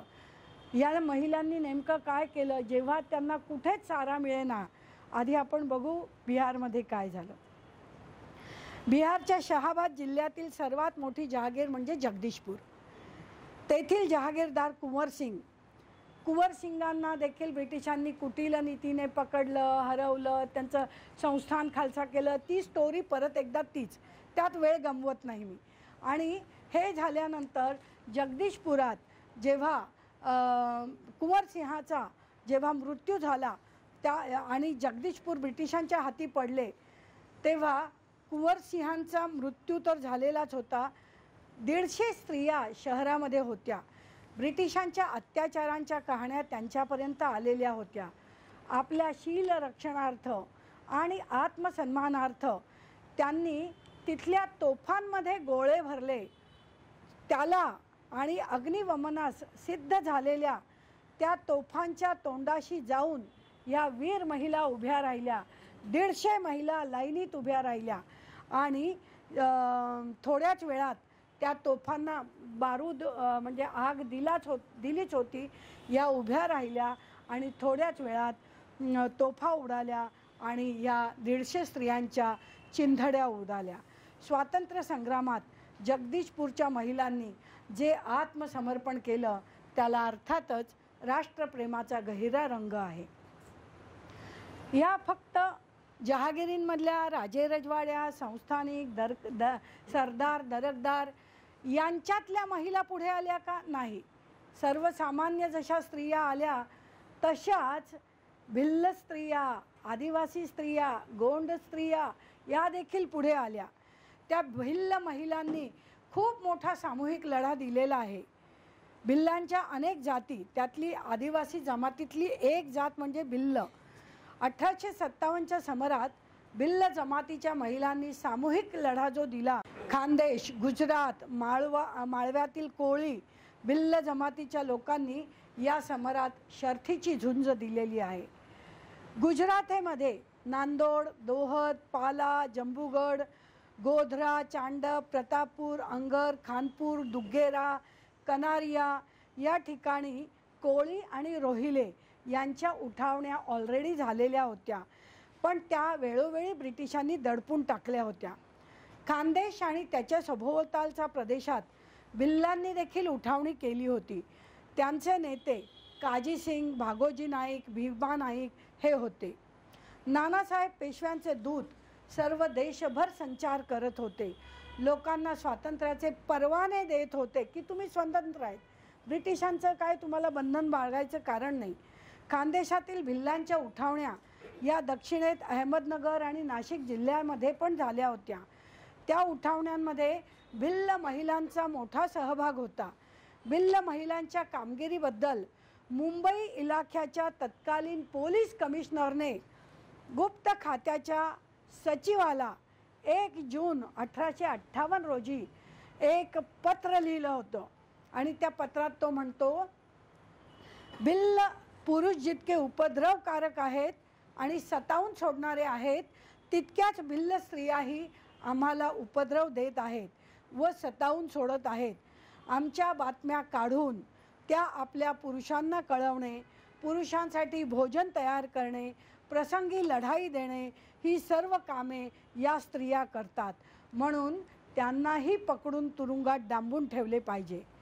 खरंच आहे, या भिल्ल स्त्रिया शत्रूकडच्या बातम्या काढत, शिवाय खोट्या आणि भ्रामक बातम्या देखील पसरवत, हूल देत आणि शत्रूला त्या पुरवून त्यांची दिशाभूल करत. साहजिकच ब्रिटिश त्यामुळे अतिशय बेजार झाले होते. भिल्लांच्या सामूहिक लढ्यात सातपुडा पर्वतातील अंबापाणी टेकड्यांच्या आश्रयाने काजी सिंग, दौलत सिंग आणि कालू भिवा यांच्या नेतृत्वाखाली 3000 भिल्ल आणि मकराणी लोक यांनी बंड पुकारलं होतं. त्यांच्यावर ब्रिटिश अधिकारी मेजर इव्हान्स हा चालून गेला. 150 पुरुष भिल्ल मृत्युमुखी पडले आणि 460 भिल्ल महिला या पुरुषाच्या खांद्याला खांदा लावून लढल्या होता, असा ब्रिटिश डायऱ्यांमध्ये रेकॉर्ड नोंद केलेली आहे. याच वेळेला तुळसापूरचा राणीचा आणि रामगडची राणी, अहिरीगडच्या या सगळ्या राण्यांनी, या राण्याच का तर त्यांच्या पुरुषांना ब्रिटिशांनी पकडलं तरी होतं, मारलं तरी होतं आणि शेवटी राज्याची धुरा या महिलांकडे आली होती. तुळसापूरच्या राणीने देखील बहराईच जिल्ह्यात ही एक विधवा स्त्री, अर्थातच तिचे पती ठार मारले गेले होते, त्या तुळसापूरच्या ब्रिटिश विरोधात जो तुळसापूरला संग्राम झाला होता त्यात ती सैन्याच्या आघाडीत स्वतः उभी राहिली. तुळसापूरची राणी स्वतः तलवार चालवे, बंदूक चालवली. 7 दिवस सतत ती लढली. तिथे बाळासाहेब पेशवे, कोण नानासाहेबांचे धाकटे बंधू, तिथे होते. ब्रिटिशांना त्यांना पकडायचे असल्यामुळे त्याला तिथून निसटून जाण्यासाठी वाट करून देण्यासाठी ती आघाडीवर उभी राहिली आणि अखेर 7व्या दिवशी ती स्वतः धारातीर्थी पडली आणि तिचं बलिदान झालं. याच वेळेला रामगडची राणी अवंतिकाबाई लोधी आणि अहिरीगडची राणी ती देखील लक्ष्मीबाई, या दोघी गोंड राण्या होत्या. गोंड जमातीची ही राज्य होती. तुळसापूरच्या राणीप्रमाणेच रामगडची राणी अवंतिकाबाई लोधी आणि अहिरीगडची राणी लक्ष्मीबाई यांनी आपल्या स्वातंत्र्यप्रियतेमुळे ब्रिटिशांच्या विरोधात लढा दिला. रामगडचं राज्य नर्मदेच्या दक्षिणेला जंगलयुक्त डोंगरात होतं. रामगड 1857 मध्ये पेटलं. तिथला राजा विक्रमजीत सिंग अकाली मृत्यू पावला आणि साहजिकच विक्रमसिंहाची पत्नी अवंतिकाबाई ब्रिटिश आपल्या राज्याचा कब्जा घेऊ पाहत आहेत हे पाहिल्याबरोबर खवळली आणि इंग्रज आपल्यावर हल्ला करतील हे ओळखून तिने युद्धाची तयारी सुरू केली. रामगड किल्ल्याची मजबूती केली, सैन्य सुसज्जित केले. पण हे पुरेसे नाही हे ओळखून आसपासच्या राजांना पत्र पाठवून एकीने आपल्या स्वातंत्र्याचे रक्षण करण्यासाठी आवाहन दिले. युद्ध सुरू झालं. अटीतटीच्या या युद्धात इंग्रज सेनापती वेलिंग्टन त्याने प्रखर लढा दिला. त्या वेलिंग्टनच्या घोड्याचं डोकं उडवलं. वेलिंग्टन घोड्यावरनं उडी मारून पळून गेला. तो पुन्हा आला तेव्हा आपले सैन्यबळ अपुरे आहे हे राणीने ओळखले. तिने गनिमी काव्याने लढाईचं ठरवलं. आपल्या निष्ठावान सैनिकांसह मोठ्या शर्तीने लढा दिला. मात्र ती एकटीच राहिली तेव्हा आपल्या शील रक्षणार्थ आपल्या पोटात तलवार खुपसून घेऊन तिने प्राणार्पण केलं आणि हरिओम असा मंत्र उच्चारित ती अनंतात विलीन झाली.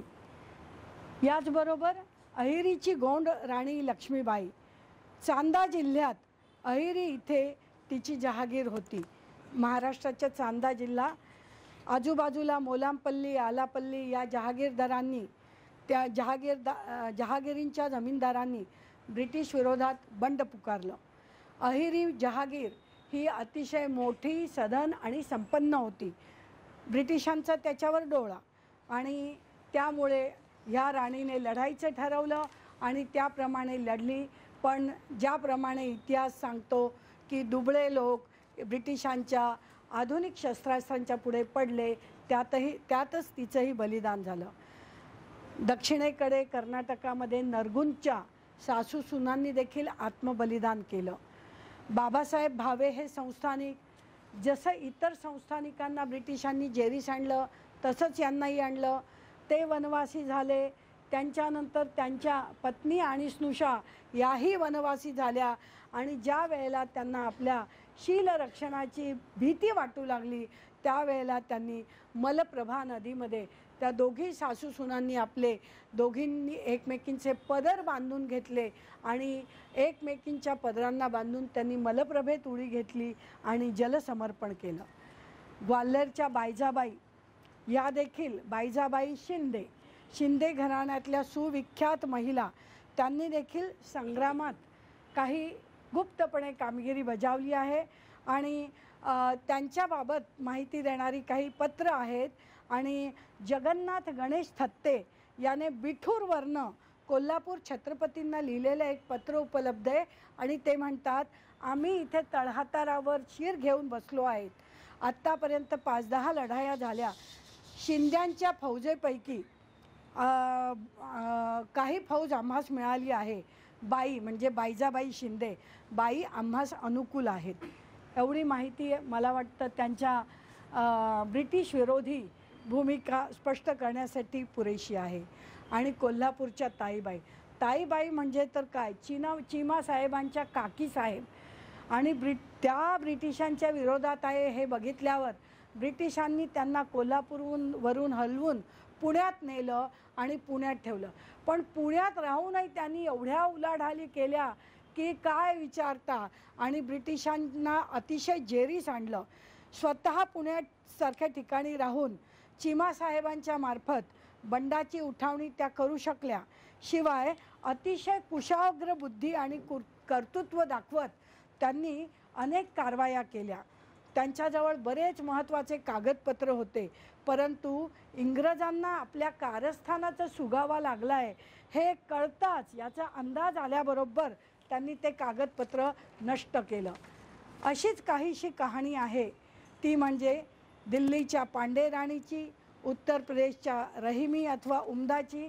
बुदरीची ठाकूराणी ही स्वतः युद्धात गेली नाही, पण बंडखोरांना पैसा पुरवला म्हणजे तिचा सहभाग अशा तऱ्हेने होताच.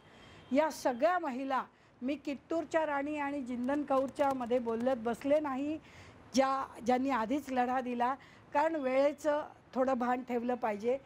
या सगळ्या युद्धात सामील झालेल्या होत्या, ब्रिटिशांच्या विरोधात लढल्या होत्या. पण दुर्दैवाने एक स्त्री अशी देखील होती की जिने ब्रिटिशांची हात मिळवणी केली आणि आपल्याच लोकांना जेरीस आणलं. कोण होत्या त्या? नागपूरच्या बाकाबाई भोसले. बाकाबाई भोसले ह्या अतिशय सधन आणि संपन्न जहागिरीच्या वारस, पण ब्रिटिशांविरोधात लढू नये म्हणून तिने आपल्या प्रजेला आज्ञा दिली. एवढंच नव्हे तर आजूबाजूच्या सगळ्या जहागीरदारांना जमवून सभा घेऊन तुम्ही ब्रिटिशांना जॉईन होऊ नका. हे करताना काय होतं, तिचा काय लोभ होता, तिचा काय हेतू होता, तर तिला ब्रिटिशांकडनं काही फायदा पाहिजे होता.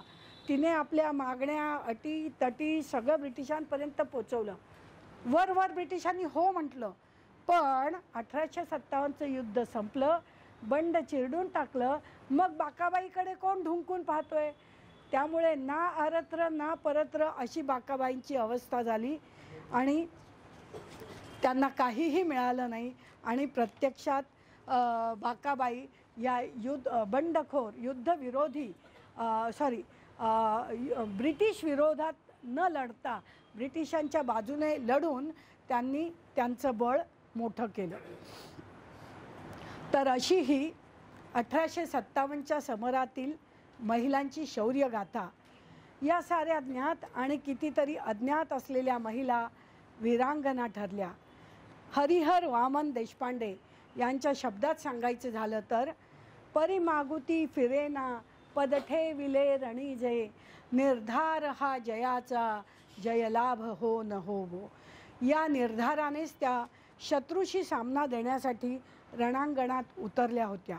या संग्रामाचा एक तेजस्वी पैलू म्हणजे त्यात व्यक्त झालेले भारतीय महिलांचे लोकोत्तर भव्य उदात्त कर्तृत्व, शौर्य, रणनैपुण्य, मुत्सद्देगिरी, नेतृत्व, त्याग, औदार्य, नीतिमत्ता इत्यादी अनेक पैलू. अनेक वैशिष्ट्यांनी एकवटलेले भारतीय महिलेचे उत्तुंग व्यक्तिमत्व या स्वातंत्र्य समरात झळकून उठले. शिवाय राष्ट्रप्रेमाचा गहिरा रंग देखील या व्यक्तिमत्वाला खुलवून गेला. स्वातंत्र्य प्राप्तीसाठी लढणाऱ्या बहुसंख्य वीरांगनांनी आपले प्राण गमावले असले तरी त्यांचा आत्मा जरूर या भूमीत घुटमळत असेल. त्यांचा मृत्यू झाला तो केवळ त्यांच्या पार्थिवाचा, आत्म्याचा नव्हे. गीतेतल्या आत्म्याच्या अविनाशी तत्वाचा उहापोह गीतेमध्ये केलेलाच आहे. नैनम छिंदन्ति शस्त्राणि नैनम दहति पावकः न चैनम क्लेदयन्त्यापो न शोषयति मारुतः. या वचनानुसार आपले स्वातंत्र्य प्राप्तीचे अपूर्ण राहिलेले कार्य पुरे झालेले जाणून घेण्यासाठी त्यांचा आत्मा निश्चितच तळमळत असणार. आणि म्हणूनच 1857च्या समराची अखेर झाली आणि ब्रिटिशांचा विजय झाला तरी स्वातंत्र्य समराची आग मुळीच विझली नाही. पुढे 1885मध्ये इंडियन नॅशनल काँग्रेसची स्थापना सुरू झाली आणि राष्ट्रप्रेमाचे, स्वातंत्र्य लढ्याचे एक नवीनच पर्व सुरू झाले. या लढ्याने देखील अनेक वळसे घेत अनेक टप्पे ओलांडले आणि अखेर 15 ऑगस्ट 1947 रोजी हिंदुस्थानचे स्वातंत्र्य प्राप्तीचे स्वप्न साकार झाले. यावेळी आठवतो तो वीर महिलांचा आत्मविश्वास. अवधच्या बेगम हसरत महलच्या महिला सैन्याने कैदेतही जो आत्मविश्वास व्यक्त केला होता आणि इंग्रजांना ठणकावून सांगितले होते, युद्ध संपले नाही. ज्या दिवशी तुमचा अंतिम पराभव होईल त्या दिवसापर्यंत युद्ध चालूच राहणार आहे. हा त्यांचा विश्वास किती सार्थ ठरला. स्वातंत्र्याचा तिरंगा अखेर फडकला आणि ब्रिटिशांना या देशातून आपला गाशा गुंडाळावा लागला. स्वातंत्र्याच्या नाण्याला 2 बाजू आहेत. एक म्हणजे स्वातंत्र्य प्राप्तीची आणि दुसरी स्वातंत्र्य रक्षणाची.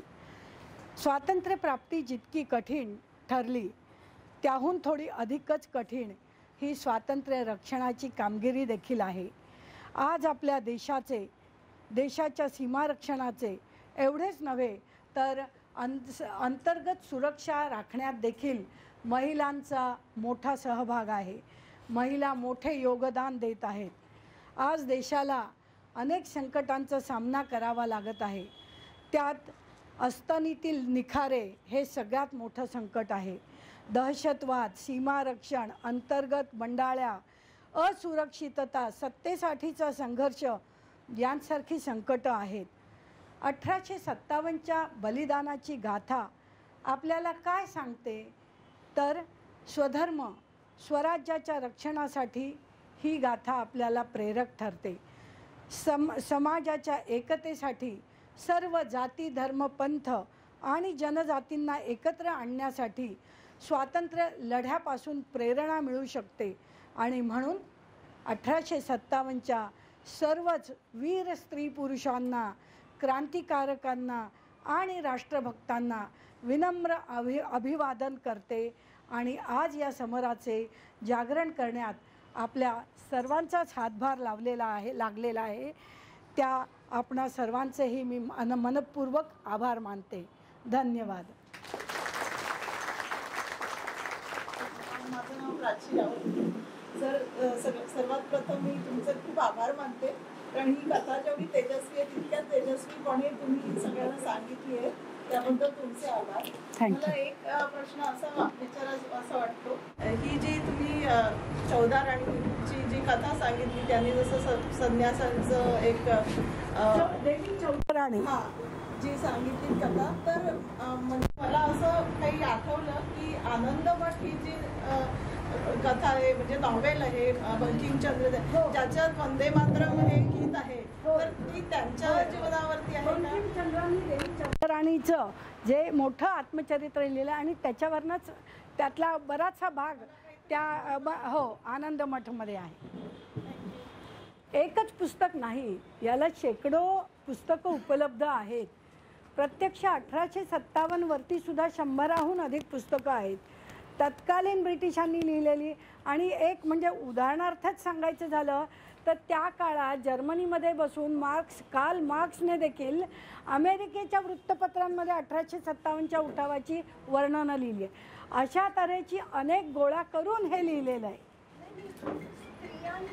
स्त्रियांविषयी हरिहर वामन देशपांडे यांचं 1857च्या महिलांची वीरगाथा वगैरे असं काहीतरी, हरिहर वामन देशपांडे असं एक मराठीतनं पुस्तक आहे. डॉक्टर उषा बाला म्हणून वुमेन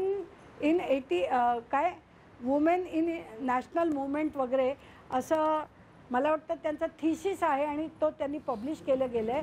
त्याच्यामध्ये 1857च्या महिलांची बरीचशी माहिती आहे. गोडसे भटजींच्या ह्याच्यातनं आपल्याला मिळेल. गोडसे भटजींच्या ह्याच्यात ब्रिटिशांनी संस्थान खातं करण्याकरता तैनाती फौजा उपयोग केला होता, त्याबद्दल आपण जर सांगितलं.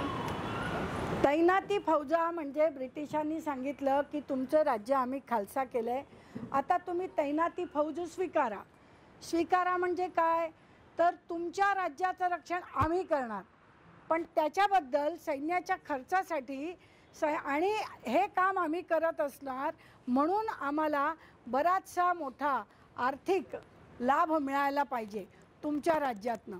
आणि ते तैनाती फौजेचं मूळ तत्व होतं. तुमचं रक्षण आम्ही करू म्हणजे आजकाल गुंड म्हणतात ना आम्ही तुमचं रक्षण करू, एका अर्थाने खंडणी वसूल करणं आणि तेच प्रकार.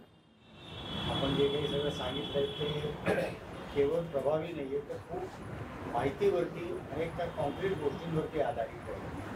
अशा स्वरूपाचं एखादं व्यवस्थित आर्टिकल आपण तयार करावं आणि ते छापून येईल असं बघावं. कारण हे कन्सॉलिडेटेड माहिती ही अनेक ठिकाणी प्रेरक आहे आणि सांगण्याजोगी आहे. कारण आजच्या पिढीला आणि त्याच्यातही आमच्या बरोबरीचे अनेकांना असं आहे की आपल्या तरी काही केलेलंच नव्हतं, नालायक होतो आपण सगळे, ब्रिटिश आले म्हणून आम्ही जगून आहोत अशी अजूनही जी अनेकांची जी काही भावना आहे. त्यामुळे बायकांच्या बाबतीत ही जी भावना आहे ती आणखी विक्षिप्त आणि विचित्र आहे. ती बायकांमध्ये मोठ्या प्रमाणावर आहे. आय एम सॉरी, पण ती जर एक करायची असली तर दरवेळेस आंतरराष्ट्रीय महिला दिनापर्यंत वाट न बघता ही जर गोष्ट एखाद्या आर्टिकलच्या स्वरूपात आली तर ती प्रेझेंट करणं आमच्यासारख्यालाही खूप सोपं होईल. कारण मी टाटा इन्स्टिट्यूट ऑफ सोशल सायन्सेसचा विद्यार्थी आहे, काही वर्ष प्राध्यापकी पण केलेली आहे. आणि आत्ताही जो ग्रुप मला भेटतो त्या प्रत्येकामध्ये असं असतं, तू उगाच भव्याची जास्ती हे करतो, ते नरेंद्र मोदी कोण वगैरे. म्हणजे नरेंद्र मोदी विसरून जा, पण ते जे काही सांगतायत त्याच्यामध्ये आपल्या लोकांचा जो सहभाग होता बरोबर. कुटुंबाच्या सोडून तो आपल्याला माहिती नाही. पण ही माहिती अशी जी आता आपल्याला मिळाली आता तुमच्यामुळे बरं. ही कन्सॉलिडेटेड माहिती किंवा स्वरूपातली माहिती मिळत नाही. तसं जर आर्थिक एखादं केलं आपण तर त्याचा खूपच उपयोग आहे आणि आवश्यकता आहे. उपयोग नाही, आवश्यकता आहे. आपण करावं अशी माझी विनंती आहे. याची एक छोटी पुस्तिका काढा, आम्ही ती सगळीकडे पसरवू. निश्चित करते, सुरू करते का होईल. माझं नाव संदेश राऊत. या सगळ्या महिलांचा जो राणावर पार्टिसिपेट केला, भाग घेतला, तर ही पूर्ण शारीरिक गोष्ट आहे. नुसतं मनाचं धैर्य नाही पाहिजे, याला स्वतः उभा पण राहायला पाहिजे आणि सगळ्या त्या बिकट परिस्थिती आहे. तर आणि आम्ही एक्झिबिशनमध्ये बघितलं याच्या तलवारी वगैरे आणि या बंदुका 5-6 किलोच्या आणि या सगळ्या लढाईचं दिवसभर आणि सगळ्या गोष्टी आहेत. तर हे सक्षमीकरण किंवा ही शारीरिक स्ट्रेंथ, कारण तुम्ही या पॉवर बिल्डर होत्या, तुम्ही आज तरी सुद्धा त्यांच्या लेवलला मी पोचूच शकत नाही. अशक्य आहे. तरी सुद्धा म्हणजे मी सुद्धा खूप चकित झाले आहे. या मोठमोठे शस्त्र आणि हे एका हाताने नुसतं उचलायचं नाही आहे, ते सतत ठेवून त्याने लढायचं आहे. खांद्यांमध्ये बाहूमध्ये किती बळ पाहिजे त्याला. खूप मोठं पराक्रम येतो, फार मोठा. ह्या पिढीतल्या कोणी बायका तिथपर्यंत पोचूच शकत नाहीच पोचू शकत असं माझं मत. त्याचं काही स्पेसिफिक कारण असेल की त्यांना ते शक्य व्हायचं?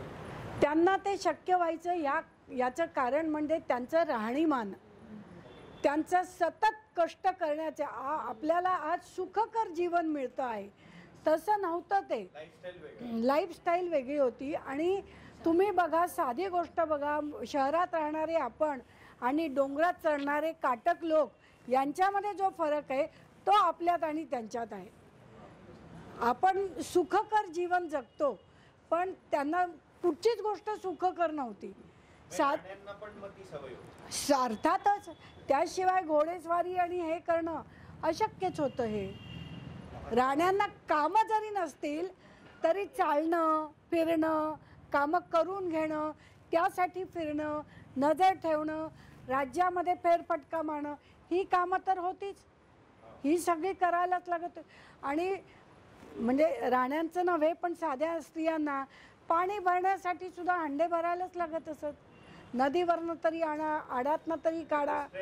स्ट्रेंथ ट्रेनिंगच होतं. आणि अजूनही बघा, शहरातल्या स्त्रिया आपण आणि गावातल्या रोज पाणी काढणाऱ्या स्त्रिया यांच्या हातामध्ये बाहुबळ आहे ना. जो फरक आहे तो तसाच असणार. ते त्या काळात तर काहीच नव्हतं ना. त्या काळात रोज किल्ला चढून वर जायचं आणि खाली उतरायचं. हे 2दा-3दा सुद्धा होऊ शकत असे.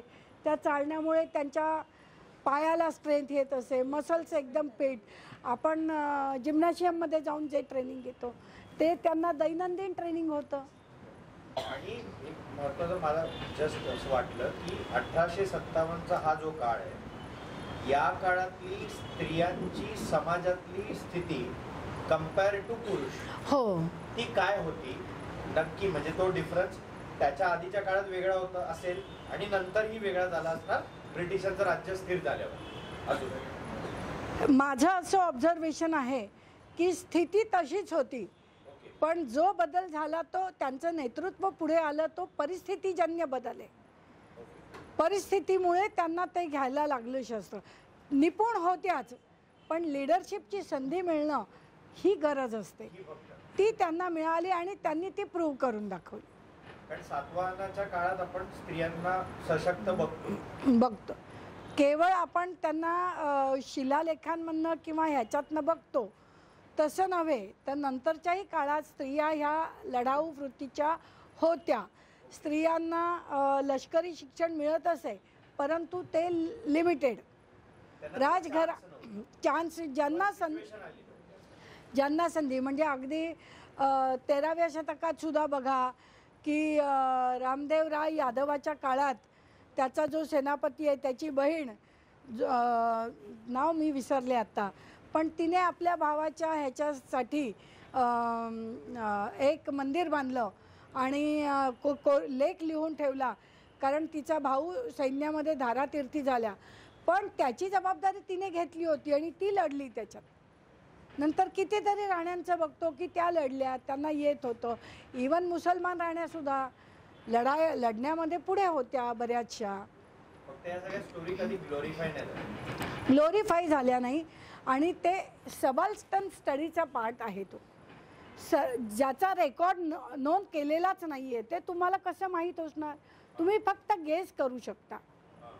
जिथे तुम्हाला नोंदी आहेत, रेकॉर्ड्स आहेत, काही राईटअप आहे आणि सोर्सेस आहेत, तेव्हाच तुम्ही इतिहास लिहू शकता. इमॅजिनरी तुम्ही लिहू शकत नाही. तर आपण फक्त हे सगळे अंदाज करू शकतो. जिथे कोरीव लेख आहेत, कागदपत्र आहेत, शिलालेख आहेत किंवा त्यांच्याबद्दलची काही माहिती उपलब्ध आहे, फोकलोअर आहे, त्याच्यातनं तुम्हाला जर माहिती मिळत असेल तर डेफिनेटली तुम्ही लिहू शकता त्याच्यावर आधारित.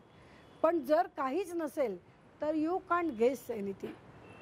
मग त्या स्थितीला उतरता काळ कधी आला का? एकदम समाजामध्ये नाही, समाजात स्त्रियांची स्थिती ही कधीच एकसारखी नाही आहे. समुद्राच्या पाण्याची पातळी जशी एकसारखी असते तशी ती कधीच नव्हती. ज्यांना संधी मिळाली त्या पुढे आल्या. जशा लाटा येतात आणि जातात, भरती आणि ओहोटी येते, तसाच इतिहासाचा प्रवाह भरती आणि ओहोटीचा आहे. ज्यांना संधी मिळाली त्या पुढे आल्या, ज्यांना संधी नाही मिळाली त्या काय ज्याला आपण म्हणतो अनामवीरा जिथे जाहला तुझा जीवनांत, कुणी तुझे नाव रियासतीवर नसे नोंदले, कुणी तुझे नाव. अशा कितीतरी स्त्रिया आहेत ज्यांचं नावच कोण नोंदलेलं नाही. सतीच्या शिळा आहेत पण सतीच्या शिळेवर सुद्धा तिचं नाव नाही आहे. आपल्याला आजोबांचं पणजोबांचं नाव माहिती असतं पण पणजीचं नाव माहीत नसतं. म्हणजे त्या सबाल्टन वंचित गटातल्या झाल्या ना स्त्रिया. ज्या वंचित गटातल्या आहेत त्यांचं आपण काही लिहू शकत नाही कारण साधनं नाही. परंतु ज्यांच्याबाबत काही नोंदी आहेत, रेकॉर्ड्स आहेत, माहिती आहे, त्यांच्याबाबत आपण लिहू शकतो.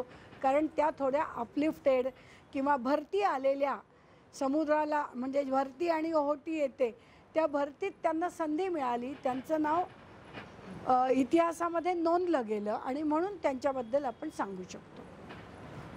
मग समजा येणारी पुढची 4 पिढी जर आजचा इतिहास वाचणार तर बरोबर. त्यावेळेला स्त्रियांचं नाव नीट लक्षात राहावं यासाठी काही महत्वाचं पाऊल घ्यायला पाहिजे का? की जसं काही जणांनी मध्ये सुरू केलेलं की आईचं नाव पण लावायचं बाबांच्या नावासोबत. डेफिनेटली हेच करायला पाहिजे, हेच करायला पाहिजे. आता तो कायदाच आलेला झालं ना आता ऑफिशियल. आता व्यतिरिक्त अजून काही गरज आहे का? हेच पुरेसं आहे इतिहासासाठी?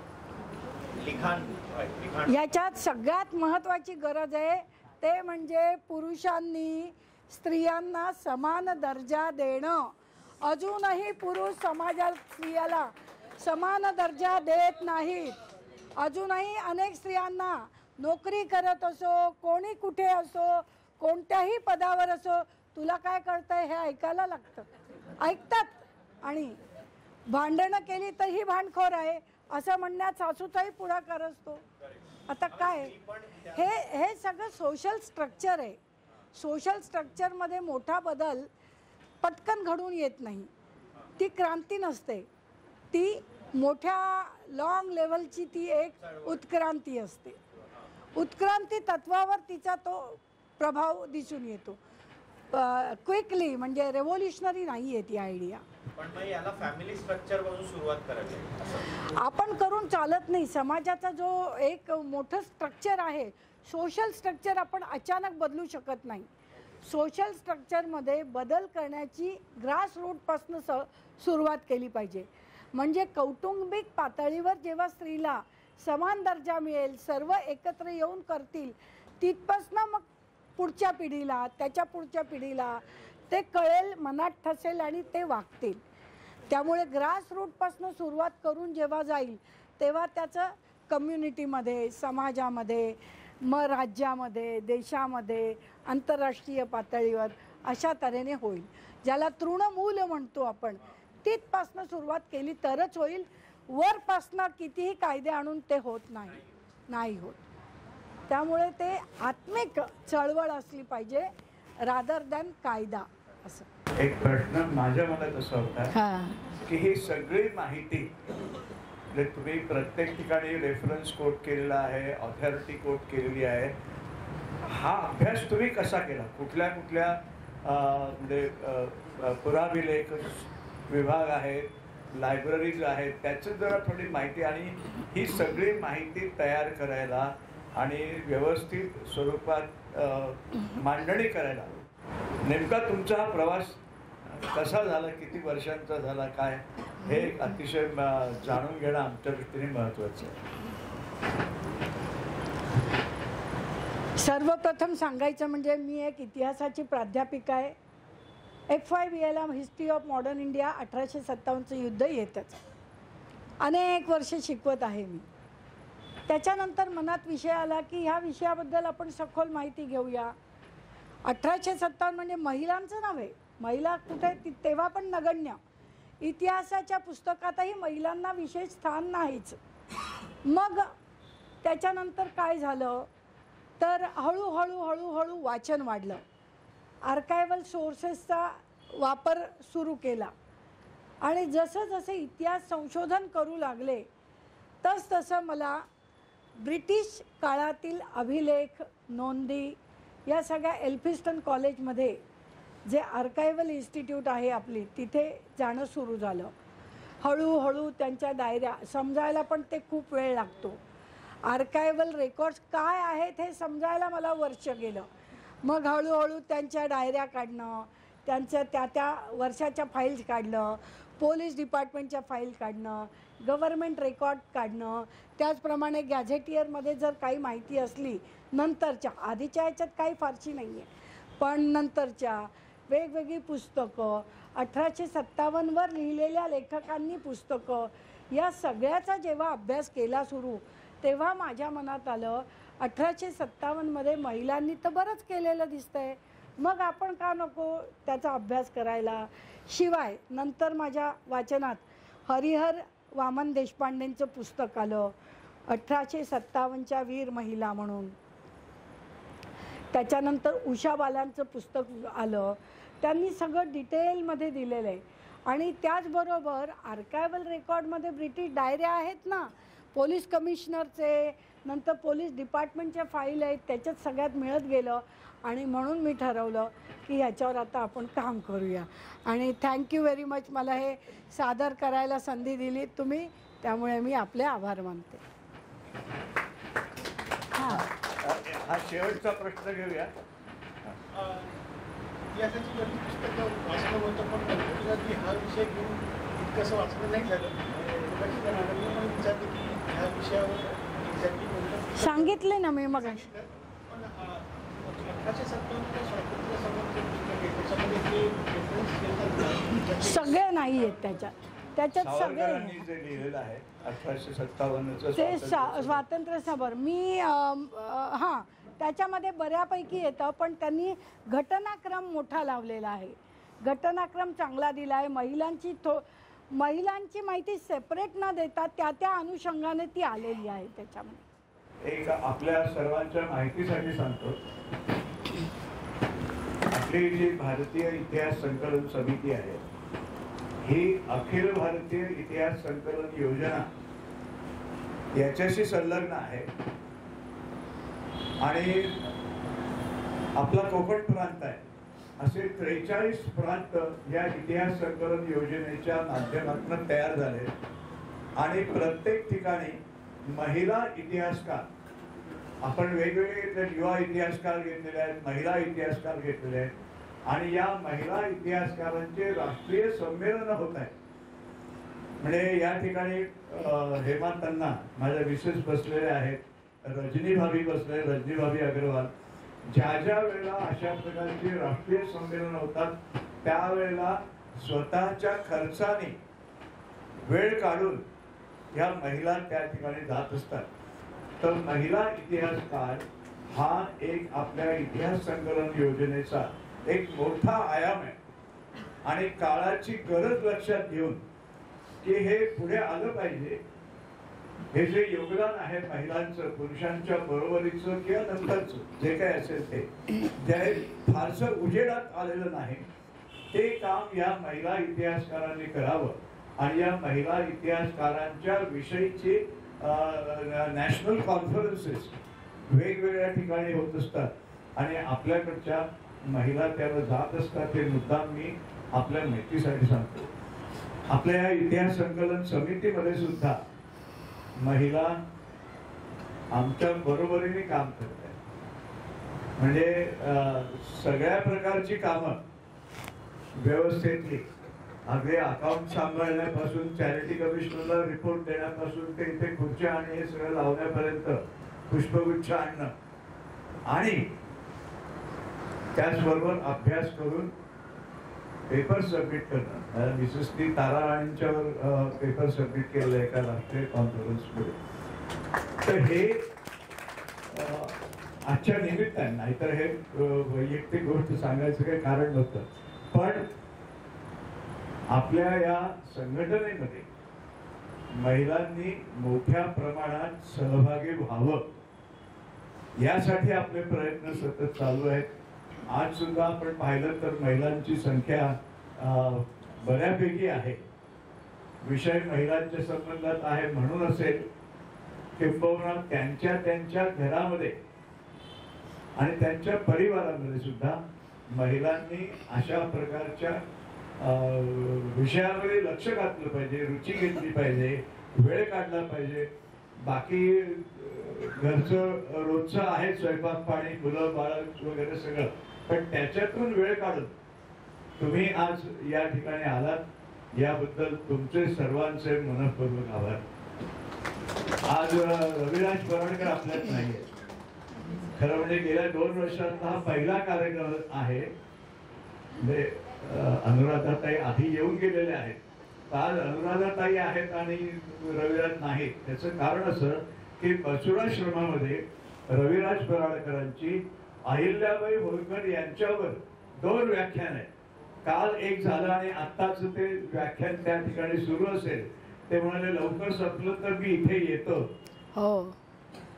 आणि म्हणजे ते जरी आता कार्यक्रमाच्या वेळेला हजर नसले तरी त्यांचं आणि माझं सतत फोन मेसेज आणि याच्यावर या आजच्या कार्यक्रमाचा पाठपुरावा हा सुरू होता.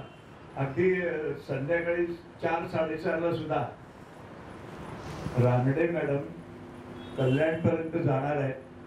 त्यांच्यासाठी सँडविचेस मी करायला सांगितले आहेत आणि सिद्धी इथे आलेली आहे. सिद्धी बरोबर ते, कारण एरवी आम्ही त्यांना म्हटलं होतं की जेवायला थांबा, पण कल्याणपर्यंत जायचं असल्यामुळे त्या जेवायला थांबू शकल्या नाहीत. पण ही सुद्धा व्यवस्था म्हणजे महिलांची काळजी हे पुरुषांनी नाही घेतली तर कोण घेणार. आणि त्याचबरोबर त्याची अंमलबजावणी पुन्हा महिलेवरच सोपवलेली आहे. पराडकरांच्या कुटुंबातल्या 4 ते 5 महिला प्रत्येक कार्यक्रमात असतात. आजही त्या ठिकाणी आलेल्या आहेत. त्यामुळे त्या महिला वर्गाचं इतिहासाच्या अभ्यासातलं हे वेगळं योगदान आहे. जसं वेगळ्या प्रकारच्या योगदानाचा उल्लेख तुम्ही केला तशा प्रकारचा उल्लेख, तशा प्रकारचं काम आजच्या आपल्या या इतिहास संकलन समिती कोकण प्रांत बोरिवली भागातल्या महिला करतायत याचा आम्हाला अभिमान आहे. आणि त्याचबरोबर त्यांचं करावं कौतुक हे कमी आहे. आम्ही हळूहळू एक असा उपक्रम सुरू करतो आहोत. हा आता एक रेग्युलर दर महिन्याला इतिहास संशोधक लोक आपल्यापर्यंत आणणं असं आहे. पण छोट्या छोट्या स्वरूपामध्ये महिलांनी आणि पुरुषांनी सुद्धा आपल्या परिसरातला इतिहास,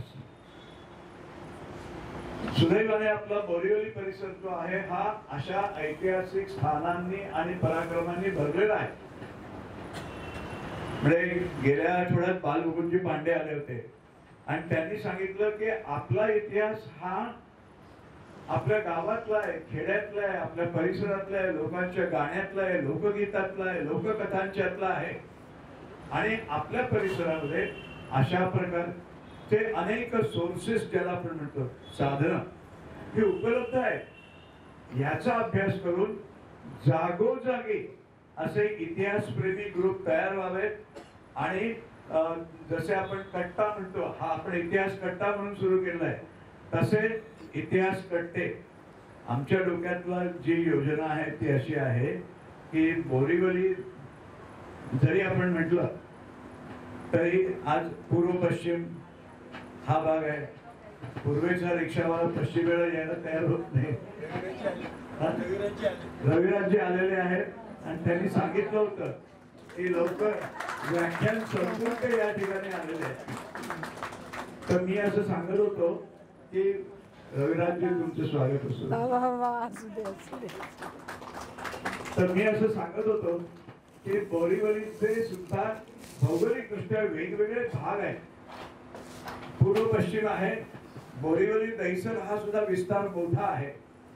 तर त्या त्या ठिकाणी छोटे छोटे इतिहासाचे अभ्यासाचे गट तयार व्हावेत आणि त्यांनी आपापल्या परिसरामध्ये महिन्यातनं एकदा अर्धा तास पाऊण तास एखादा छोटा विषय घ्यावा, लोकांनी तो ऐकावा आणि त्याच्यातनं प्रेरणा घेऊन इतिहास अभ्यासक आणि इतिहासाचे कार्यकर्ते आपल्या बोरीवली भागात 101 कार्यकर्ते तयार व्हावेत. आनंद गोकर्ण इथे आलेले आहेत, सेवा प्रमुख पंडितजी इथे आलेले आहेत. माझा आग्रह त्यांना प्रत्येक वेळेला असतो, पंडितजी येतात. आनंद मला वाटतं पहिल्यांदा आलेला आहे. मगाशी बोरीवली भागाचे तिथे उभे आहेत बघा मागे, भाग कार्यवाह विमलजी सोनी हे या ठिकाणी आलेले आहेत. याचं कारण असं की हा जो विषय आहे हा संबंध समाजाचा विषय आहे.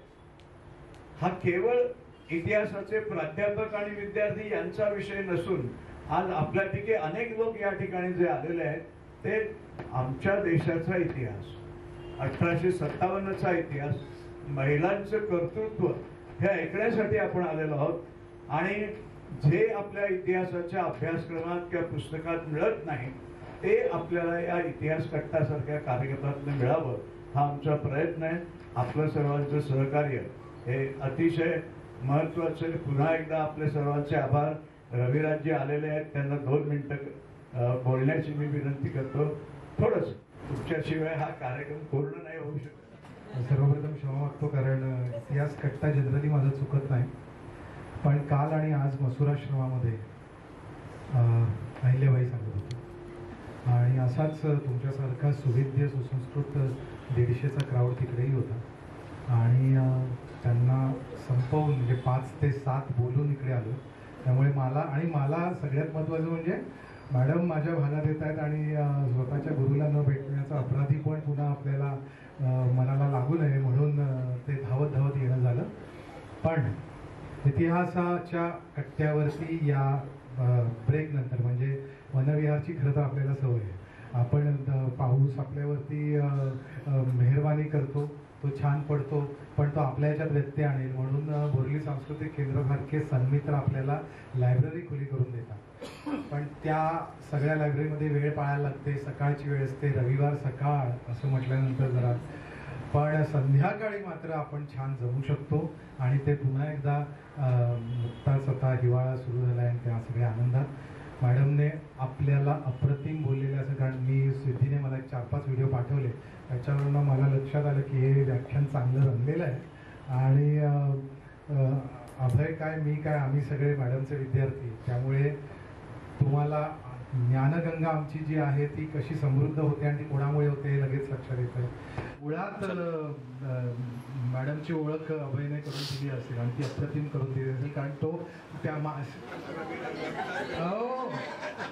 म्हणजे मॅडमचे 2 PhD व्हायचेच अजून, आम्ही सगळे PhD व्हायचे आहोत. संध्या पण आली असेल नाही, पण मॅडमचे PhD झालेले विद्यार्थी आहेत त्यामुळे सिनियरिटीने त्यांनी ओळख करून दिली असेल. पण एवढंच आहे की असा गुरु लाभणं पक्का मनाचा मास्तर म्हणजे त्यांचे फटके मिळाल्याशिवाय आम्ही सुधरत नाही आणि ते हवेसे असतात कारण त्याच्याशिवाय काही निर्माण होत नाही. आणि तुम्ही सगळ्यांनी इतिहास कट्टा वाढवत न्या कारण ज्यावेळेला खूप माणसं असतात त्यावेळेला त्या कट्ट्याला मजा येते. समाजाच्या सांस्कृतिक वैभवाचं ते प्रतीक असतं आणि त्यामुळे वैभव आपण वाढवत नेऊया. कदाचित तन्नाजीने सांगितलं असेल पण आता 1857च्या स्वातंत्र्य संग्रामातील रणांगणांनंतर वीरांगणांनंतर आपण खूप खूप खूप मागे जाणार. आणि गोष्ट तिची यातली ती पहिली जी असते ती म्हणजे भूमी, आणि माता भूमी म्हणजे भारत माता. आणि ते आपल्याला मॅडमसारख्याच आंतरराष्ट्रीय ख्यातीच्या आपल्या भारतातल्या विदुषी डॉक्टर गौरी माहुलीकर हे अत्यंत मोठं नाव. आणि मला खात्री आहे की जसं आज हा सगळ्याच्या सगळा कट्टा भरून ओसंडतोय, मागे गेलाय, तसाच गौरीताईंच्या येणार. कारण गौरीताई भूमी या संकल्पनेपासून भारत मातेपर्यंतचा प्रवास संकल्पनेतनं, आणि तोही संस्कृत वाङ्मयात ते दाखले देत, कारण त्या संस्कृत विदुषी आहेत. आणि त्याच्या याच्यानंतर आता आपल्याला एक नवीन अध्याय ओपन होणार आहे की आपल्याला इतिहास कट्ट्यावर गोष्ट तिचीमध्ये थोडं प्राचीनत्वाला जाणार आहोत, आपण माताभूमीवर येणार आहोत. त्याच्यानंतर आपण रामायण, वैदिक ऋषिका म्हणजे वेदातील आपल्याला ऋषी माहिती आहेत ना, पण ऋषिका नाही माहिती, तर त्या ऋषिकांची ओळख करून द्यायला म्हणूनही मिळणार आहे. त्याच्यानंतर आपण रामायणातल्या स्त्रिया, म्हणजे आपल्याला फक्त सीता माहिती आहे, पण रामायणातल्या स्त्रियांची वेगळी ओळख, त्याच्यानंतर महाभारतातील स्त्रियांची ओळख, अशा संस्कृत वाङ्मयातून येणाऱ्या प्राचीन वैभवाच्या आपल्या त्या सगळ्या वीर वाहिनी, किंबहुना मी असं म्हणेन की भारत माताच्या मृत्तिका वाहिनी, त्या मृत्तिकेमध्ये एक प्रचंड शक्ती आहे आणि ती शक्ती वाहिनी, अशांचा इतिहास गोष्ट तिच्या पुढच्या प्रवाहात आत्ता हा स्वातंत्र्य लढ्यापर्यंतचा म्हणजे मराठ्यांच्या स्वातंत्र्य संग्रामापर्यंतचा आपण काळ घेऊ. कारण आपण स्वातंत्र्य लढ्यात गेलो असतो, पण आपण या आधी अमृत महोत्सवामध्ये आपण स्वातंत्र्य सेनानी स्त्रियांचा आपण आढावा ऑनलाईन घेतला होता. आता काहीतरी वेगळं आपल्याला हवं आहे, त्यामुळे प्राचीन, आणि मला खात्री आहे की आम्ही जे बोलवतो आहोत वक्ते इथे, ते त्यांच्या क्षेत्रातले अतिशय मान्यवर विद्वान आणि इतिहास अभ्यासक आहेत, ज्यांचा अभ्यास हा लोकमान्य आहे.